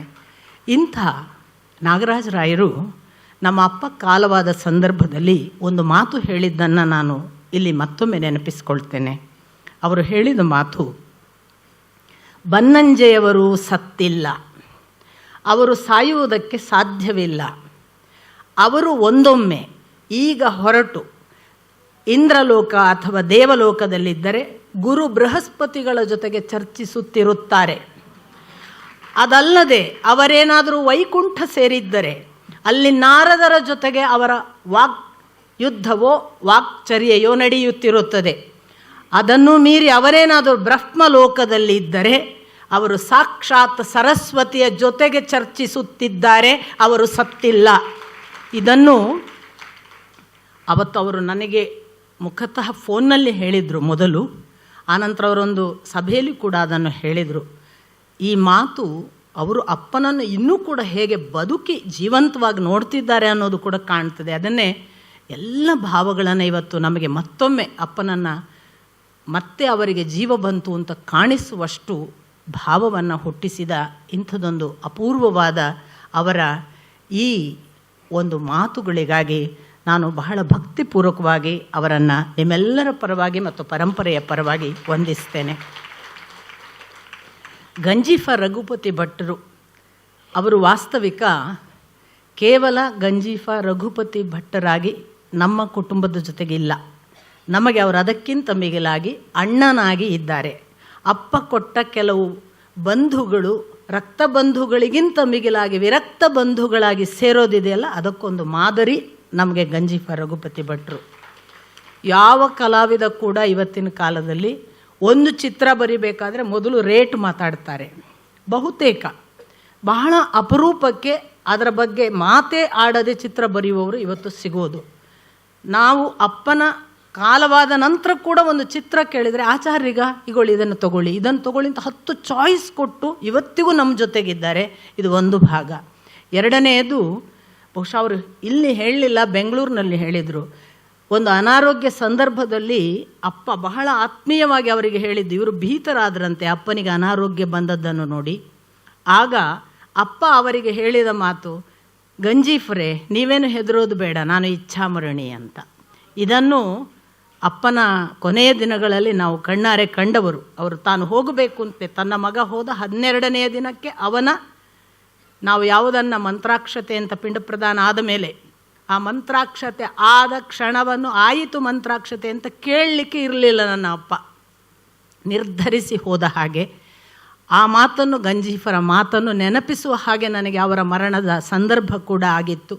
ಆ ಎಲ್ಲ ಸಂಗತಿಗಳನ್ನು ಅತ್ಯಂತ ನಿಕಟವಾಗಿ ಬಲ್ಲ ಗಂಜೀಫ ರಘುಪತಿ ಭಟ್ಟರು ಇವತ್ತಿಗೂ ನಮ್ಮ ಕುಟುಂಬದ ಅಣ್ಣನಾಗಿ ಅಪ್ಪನ ಅನೇಕ ಬಾಂಧವ್ಯಗಳನ್ನು ಹೇಳುವಾಗ ಒಂದೊಂದು ಸಾರಿ ಅಪ್ಪ ಬುದ್ಧಿಯ ಅಥವಾ ಯಾವುದೋ ಅವರ ವಿದ್ವತ್ತಿನ ಅಕ್ಷರ ರೂಪ ಕೊಟ್ಟರೆ ಅದಕ್ಕೊಂದು ಹೃದಯ ಭಾವದ ಚಿತ್ರ ಕೊಡುವವರು ಈ ಗಂಜೀಫರು.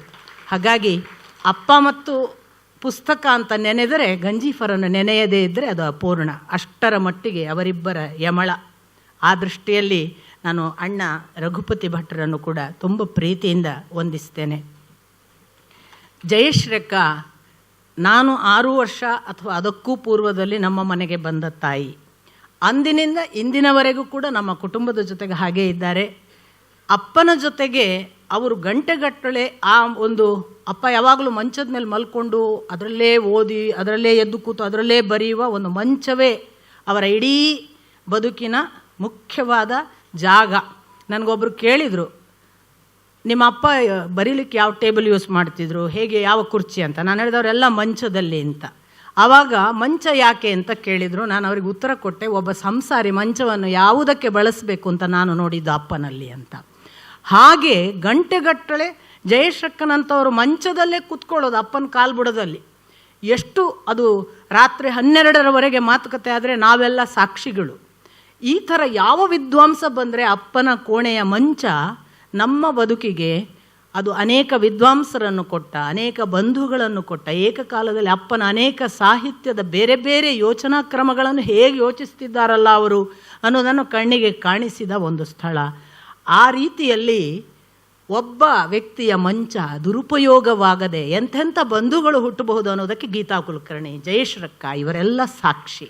ಇದು ನಮ್ಮ ಅಪ್ಪನ ಪರಿಶುದ್ಧತೆಯ ಕನ್ನಡಿ ಕೂಡ. ಅಂಥ ಒಂದು ವಿಶೇಷ ಬಾಂಧವ್ಯವಾಗಿ ಇವತ್ತು ಕೂಡ ನಮಗೆ ಜಯಶ್ರಕ್ಕ ಇದ್ದರೆ ತಾಯಿಯಾಗಿ, ಅದು ಅಪ್ಪನ ಕಾರಣ. ಅದಕ್ಕೂ ಕೂಡ ನಾನು ಭಕ್ತಿಪೂರ್ವಕವಾಗಿ ನಮಿಸ್ತೇನೆ. ಘನ ಭಟ್ಟರು, ಅವರ ಹೆಸರು ಘನ ಭಟ್ಟರು. ಅವರು ವಾಸ್ತವಿಕ ಘನ ಭಟ್ಟರು. ಆದರೆ ನಾವು ಕೊಟ್ಟ ಅಲ್ಪ ಸಮಯದಕ್ಕೆ ಕಾರಣವಾಗಿಯೋ ಏನೋ, ಇಂಥ ಅಲ್ಪ ಸಮಯಗಳನ್ನೇ ಕೊಡ್ತಾರೆ ಅನ್ನುವ ಕಾರಣಕ್ಕೋ ಏನೋ ಅವರು ಅಕ್ಷರವನ್ನು ಕೂಡ ಅಲ್ಪ ಪ್ರಾಣ ಮಾಡಿ ಘನ ಭಟ್ಟರು ಅಂತ ಇಟ್ಟುಕೊಂಡ ಹಾಗಾಗಿದೆ. ವಾಸ್ತವಿಕವಾಗಿ ಅವರು ಘನ ಭಟ್ಟರು. ನಿಮ್ಮ ನಿಜವಾದ ವಿದ್ವತ್ತಿಗೆ ನಾವು ಸಮಯ ಕೊಟ್ಟಿಲ್ಲ ಅನ್ನೋದು ನಮಗೆ ಖಂಡಿತ ಗೊತ್ತು. ಆದರೆ ಇರುವ ಸಮಯದಲ್ಲಿ ಅವರು ಅಪ್ಪನನ್ನು ಎಷ್ಟು ಸುಂದರವಾಗಿ, ಎಷ್ಟು ಆಯಾಮಗಳಲ್ಲಿ, ಎಷ್ಟು ವೈವಿಧ್ಯಮಯ ಅಪ್ಪನ ಮುಖಗಳಿವೆ ಅನ್ನೋದನ್ನು ಕೂಡ ನಿಮಗೆ ರುಚಿ ತೋರಿಸಿದ್ದಾರಲ್ಲ. ಅಂತ ಅನೇಕ ಅವರ ಪ್ರೀತಿಗೆ ಅವರು ಬರೆದಷ್ಟು ಅಪ್ಪನ ಬಗ್ಗೆ ಬಹುಶಃ ಸಾರ್ವಜನಿಕ ವಲಯದಲ್ಲಿ ಪತ್ರಿಕಾ ಮಾಧ್ಯಮದಲ್ಲಿ ಲೇಖನಗಳನ್ನು ಬರೆದಷ್ಟು ಇನ್ಯಾರೂ ಬರೆದಿಲ್ಲ. ಹಾಗೆ ಅಪ್ಪನ ಕುರಿತು ವಿಶೇಷವಾಗಿ ಕೆಲಸ ಮಾಡುವ ಒಂದು ಛಾತಿ, ಅದನ್ನು ಬೇರೆ ಬೇರೆ ಸಂದರ್ಭಗಳಲ್ಲಿ ವಿಚಾರ ಸಂಕಿರಣಗಳ ಮೂಲಕ ತಾನೇ ಪ್ರಸ್ತುತಪಡಿಸುವ ಒಂದು ಹಠ, ಆ ಮೂಲಕ ಅಪ್ಪನನ್ನು ಮತ್ತು ಆಚಾರ್ಯ KS ನಾರಾಯಣ ಆಚಾರ್ಯರಂಥವರನ್ನೆಲ್ಲ ಈ ಲೋಕಕ್ಕೆ ತೋರಿಸಬೇಕು ಅನ್ನುವ ಒಂದು ಬಹಳ ಉತ್ಸಾಹ, ಇಂಥವುಗಳನ್ನೆಲ್ಲ ಘನಭಟ್ಟರು ತನ್ನ ಜೀವಿತದ ಅನೇಕ ಸಂದರ್ಭಗಳಲ್ಲಿ ಮಾಡಿದ್ದಾರೆ. ನಾವು ಇನ್ನೂ ಕೂಡ ನಿಮ್ಮನ್ನು ಇದೇನು ಕೊನೆಯ ಕಾರ್ಯಕ್ರಮ ಅಲ್ಲ, ಬೇರೆ ಬೇರೆ ಕಾರ್ಯಕ್ರಮಗಳಲ್ಲಿ ಘನಭಟ್ಟರು ನಮ್ಮ ಜೊತೆಗಿರ್ತಾರೆ. ಅಂಥ ಅವರ ಪ್ರೀತಿಗೂ ಕೂಡ ವಂದಿಸಿ, ಇಷ್ಟೆಲ್ಲ ಸಾಧ್ಯ ಆಗುವುದು ಒಬ್ಬ ಹಿರಿಯ ನಮ್ಮ ಜೊತೆಗೆ ನಿಂತು ಮಾಡು ನಾನಿದ್ದೇನೆ ಅನ್ನುವ ಬಲ ಕೊಟ್ಟಾಗ ಮಾತ್ರ. ಮುಖಸ್ತುತಿ ಅಲ್ಲ. ಅವರು ಈಗ ಆಪರೇಷನ್ ಮುಗಿಸಿ ಒಂದು 10-15 ದಿನಗಳಿಂದ ಮನೆಯ ವಿಶ್ರಾಂತಿಯ ಅವಧಿಯಲ್ಲಿದ್ದು ನಿನ್ನೆ ಮೊನ್ನೆಗಳಲ್ಲಿ ಹೊರಗೆ ಬರಲಿಕ್ಕೆ ಶುರು ಮಾಡಿರೋದು ಮಲ್ಲೇಪುರಂ ಸರ್ ಅವರು. ಅಂಥ ಎಲ್ಲ ಬೇರೆ ಬೇರೆ, ಅದು ಅವರ ದೈಹಿಕ ಇರಬಹುದು, ಅವರ ಕೆಲವು ಪಾಲಿ ಭಾಷೆಯ ಯಾವುದೋ ಡೈರೆಕ್ಟರ್ ಇದ್ದಾರೋ ಅವರು ಗುಲ್ಬರ್ಗಕ್ಕೆ ಹೋಗೋದಿರುತ್ತೆ, ಅಥವಾ ಇನ್ಯಾವುದೋ ಸಂದರ್ಭದಲ್ಲಿ ಅವರು ವೈಸ್ ಚಾನ್ಸಲರ್ ಇದ್ದ ಕಾರಣವಾಗಿ ಸಂಸ್ಕೃತ ವಿಶ್ವವಿದ್ಯಾಲಯದ ಕೆಲಸಗಳು ಬರ್ತವೆ.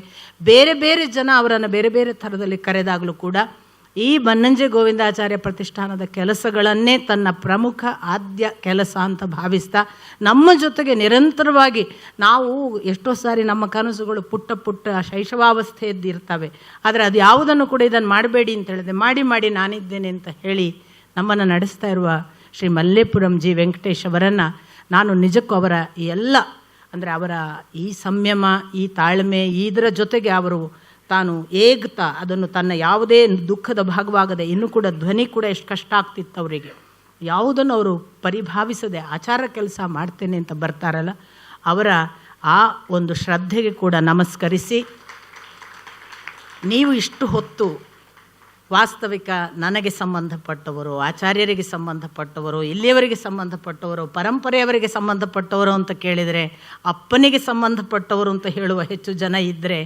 ಯಾರನ್ನು ಹೇಗೆ ನಾನು ವಂದಿಸಬೇಕು ಗೊತ್ತಿಲ್ಲ. ನಿಮ್ಮ ಇಂಥ ಒಂದು ನಿಷ್ಕಲ್ಮಶವಾದ ಆ ಪ್ರೇಮ, ಆ ಸೆಳೆತ, ಆ ಬಾಂಧವ್ಯವನ್ನು ನಮ್ಮಂಥವರಿಗೆ ಅಪ್ಪ ಕರುಣಿಸಿದ್ದಾರಲ್ಲ, ಅದರ ಬೆಸೆತದ ಕಾರಣವಾಗಿ ನೀವು ನಮ್ಮ ಜೊತೆಗಿದ್ದೀರಲ್ಲ, ಅದಕ್ಕೆ ವಂದಿಸಿ. ನಾನು ಮೈಸೂರಿನಲ್ಲಿ ಕಾರ್ಯಕ್ರಮ ಹೇಗೆ ಮಾಡೋದು ಅಂತ ನನಗೆ ಗೊತ್ತಿರಲಿಲ್ಲ. ಯಾಕೆಂದರೆ ಅಪ್ಪನ ಕಾರ್ಯಕ್ರಮಗಳನ್ನು ಬಹಳ ಜನ ಮೈಸೂರಿನಲ್ಲಿ ಮಾಡಿಸಿದ್ದಾರೆ ಗೊತ್ತಿತ್ತು, ಮಾಡಿಸಿದವರು ಯಾರು ನನ್ನ ಸಂಪರ್ಕದಲ್ಲಿ ಇರಲಿಲ್ಲ, ಅಥವಾ ನಾವು ವಾಟ್ಸಪ್ ಮಾಡಿದಾಗ ನಾವು ಮಾಡ್ತೇವೆ ಅಂತ ಯಾರೂ ಮುಂದೆ ಬರಲಿಲ್ಲ, ಅವರಿಗೆ ಗೊತ್ತಾಗದೆಯೂ ಹೋಗಿರಬಹುದು. ಆದರೆ ಯಾವುದೋ ಒಂದು ಸಂದರ್ಭದಲ್ಲಿ ನಾನು ಕೃಷ್ಣಕುಮಾರ್ ಅವರ ಒಂದು ಆಹ್ವಾನದ ಮೇರೆಗೆ ಇಲ್ಲಿ ಬಂದು ಮಾತನಾಡಿದಾಗ ಕೃಷ್ಣಕುಮಾರ್ ಸ್ವತಃ ಹೇಳಿದರು, ನಾನು ಅವರ ಭಾಷಣಗಳನ್ನು ಇಲ್ಲಿ ಮಾಡಿಸಿದ್ದೀನಿ, ಆ ಕಾರ್ಯಕ್ರಮವನ್ನು ನಾನು ಮಾಡ್ತೀನಿ ಅಂತ. ಕೃಷ್ಣಕುಮಾರ್ ಅವರ ಈ ದೊಡ್ಡ ಮನಸ್ಸಿದೆಯಲ್ಲ, ಅದು ನಿಜವಾದ ಪರಂಪರೆ. ಅಂಥ ಆ ಪರಂಪರೆಯ ಹೊಸ ವ್ಯಾಖ್ಯಾನಗಳನ್ನು ಬರೆಯುವ ಹಾಗೆ ನಡೆಯುವ ಪರಂಪರೆಯ ಸೌಹಾರ್ದತೆಗೂ ನಿಮ್ಮೆಲ್ಲರ ಇಷ್ಟು ಹೊತ್ತಿನ ತುಂಬ ಪ್ರೀತಿಯಿಂದ ತನ್ಮಯವಾಗಿ ನಿಮ್ಮ ಮನೆಯ ಅಪ್ಪನನ್ನೇ ಕೇಳ್ತಿದ್ದೀರೋ, ನಿಮ್ಮನ್ನೇ ಬೆಳೆಸಿದ ಗುರುವನ್ನೇ ನೋಡ್ತಿದ್ದೀರೋ ಅನ್ನುವ ಬಾಂಧವ್ಯದಿಂದ ನೀವು ಕುಳಿತ ಈ ಭಕ್ತಿಗಾಗಿ ನಿಮ್ಮೆಲ್ಲರನ್ನು ತುಂಬ ಪ್ರೀತಿಯಿಂದ ಮತ್ತೆ ನಮಿಸಿ, ಪರಂಪರೆಯ ಶ್ರೀ ಕೃಷ್ಣಕುಮಾರ್ ಅವರನ್ನು ನಮ್ಮ ಪ್ರತಿಷ್ಠಾನದ ಪರವಾಗಿ ಮಲ್ಲೇಪುರಂ ಜಿ ವೆಂಕಟೇಶ್ ಅವರು ಗೌರವಿಸಬೇಕು ಅಂತ ಕೇಳಿಕೊಳ್ತಾ, ದಯವಿಟ್ಟು ಬರಬೇಕು. ಆಗಲಿ ಯಾರು ಒಬ್ಬರು, ನೀವು ಯಾರು ಪರಂಪರೆ ಅಧ್ಯಕ್ಷರು ದಯವಿಟ್ಟು ವೇದಿಕೆಗೆ ಬರಬೇಕು. ಕೃಷ್ಣಕುಮಾರ್ ಅವರು ಹೇಳ್ತಿದ್ದಾರೆ ಅದನ್ನು ತಾವೇ ತಗೊಳ್ಬೇಕು ಅಂತ, ನಮ್ಮನ್ನು ದಯವಿಟ್ಟು ಅನಾಥ ಮಾಡಬೇಡಿ, ದಯವಿಟ್ಟು ಬನ್ನಿ. ಹಾಗೆಯೇ ಇಡೀ ಕಾರ್ಯಕ್ರಮವನ್ನು ತುಂಬ ಸುಂದರವಾಗಿ, ಸಮಯವನ್ನು ಹೇಗೆ ಹೇಳುವುದು ಅನ್ನುವ ಎಷ್ಟೊಂದು ಸಂಕಟಗಳಿರ್ತವೆ ಇಲ್ಲಿ. ಯಾಕಂದರೆ ಒಳ್ಳೊಳ್ಳೆ ಮಾತುಗಳು ನಡೆಯುವಾಗ ಅದಕ್ಕೆ ಹೋಗಿ ಎಲ್ಲೋ ಬ್ರೇಕ್ ಹಾಕುವಾಗ ಈ ಹಂಪನ್ನು, ಸ್ಪೀಡ್ ಬ್ರೇಕರನ್ನು ಒಬ್ಬ ವೇಗದಿಂದ ಹೋಗುವವನು ಹೇಗೆ ಬೈತಾನೋ ಹಾಗೇ ಬೈತಾರೆ ಅಂತ ಎಲ್ಲ ಗೊತ್ತಿದ್ದಾಗಲೂ ಆ ಸಂಕಟಗಳನ್ನು ತಡ್ಕೊಂಡು ಸಮಯ ಕಾಲಾವಧಿಯನ್ನು ಕೂಡ ಕಾಯುವ ಅನಿವಾರ್ಯತೆಯನ್ನು ಜ್ಯೋತಿಶಂಕರ್ ಅವರು ನಡೆಸ್ಕೊಟ್ಟಿದ್ದಾರೆ. ಅವ್ರಿಗೂ ಕೂಡ ನಾವು ಪ್ರತಿಷ್ಠಾನದ ಪರವಾಗಿ ವಂದನೆಗಳನ್ನು ಸಲ್ಲಿಸ್ತೇವೆ. ಪರಂಪರೆಯ ಅಧ್ಯಕ್ಷರು ನಮ್ಮ ಶ್ರೀ ರಾಮಚಂದ್ರ ಅವರು ಈ ಗೌರವವನ್ನು ಸ್ವೀಕರಿಸಿ ನಮ್ಮನ್ನು ಕೃತಾರ್ಥರನ್ನಾಗಿ ಮಾಡಬೇಕು. ಅಪ್ಪನ 90ರ ನಮನಕ್ಕೆ ನಾವು ಕೊಡ್ತಿರುವ ನೆನಪಿನ ಕಾಣಿಕೆ ಒಂದು ವ್ಯಾಸಪೀಠ. ಕೊಡಿ ಸರ್.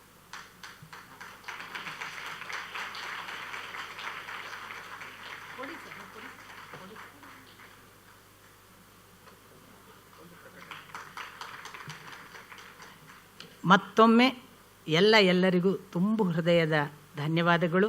ಎಲ್ಲಿಯಾದರೂ ಸಿಕ್ಕಾಗ ಮತ್ತೊಮ್ಮೆ ಅಪ್ಪನನ್ನು ನಮ್ಮನ್ನು ನೆನಪಿಸಿಕೊಂಡು ಮಾತಾಡಿಸಿ ಅಂತ ಪ್ರಾರ್ಥಿಸ್ತಾ, ನಾವು ಕೂಡ ನಿಮ್ಮನ್ನು ಅದೇ ಭಾವದಿಂದ ಕಾಣ್ತೇವೆ ಅಂತ ನಿವೇದಿಸಿಕೊಳ್ತಾ ಎಲ್ಲರಿಗೂ ವಂದನೆಗಳು.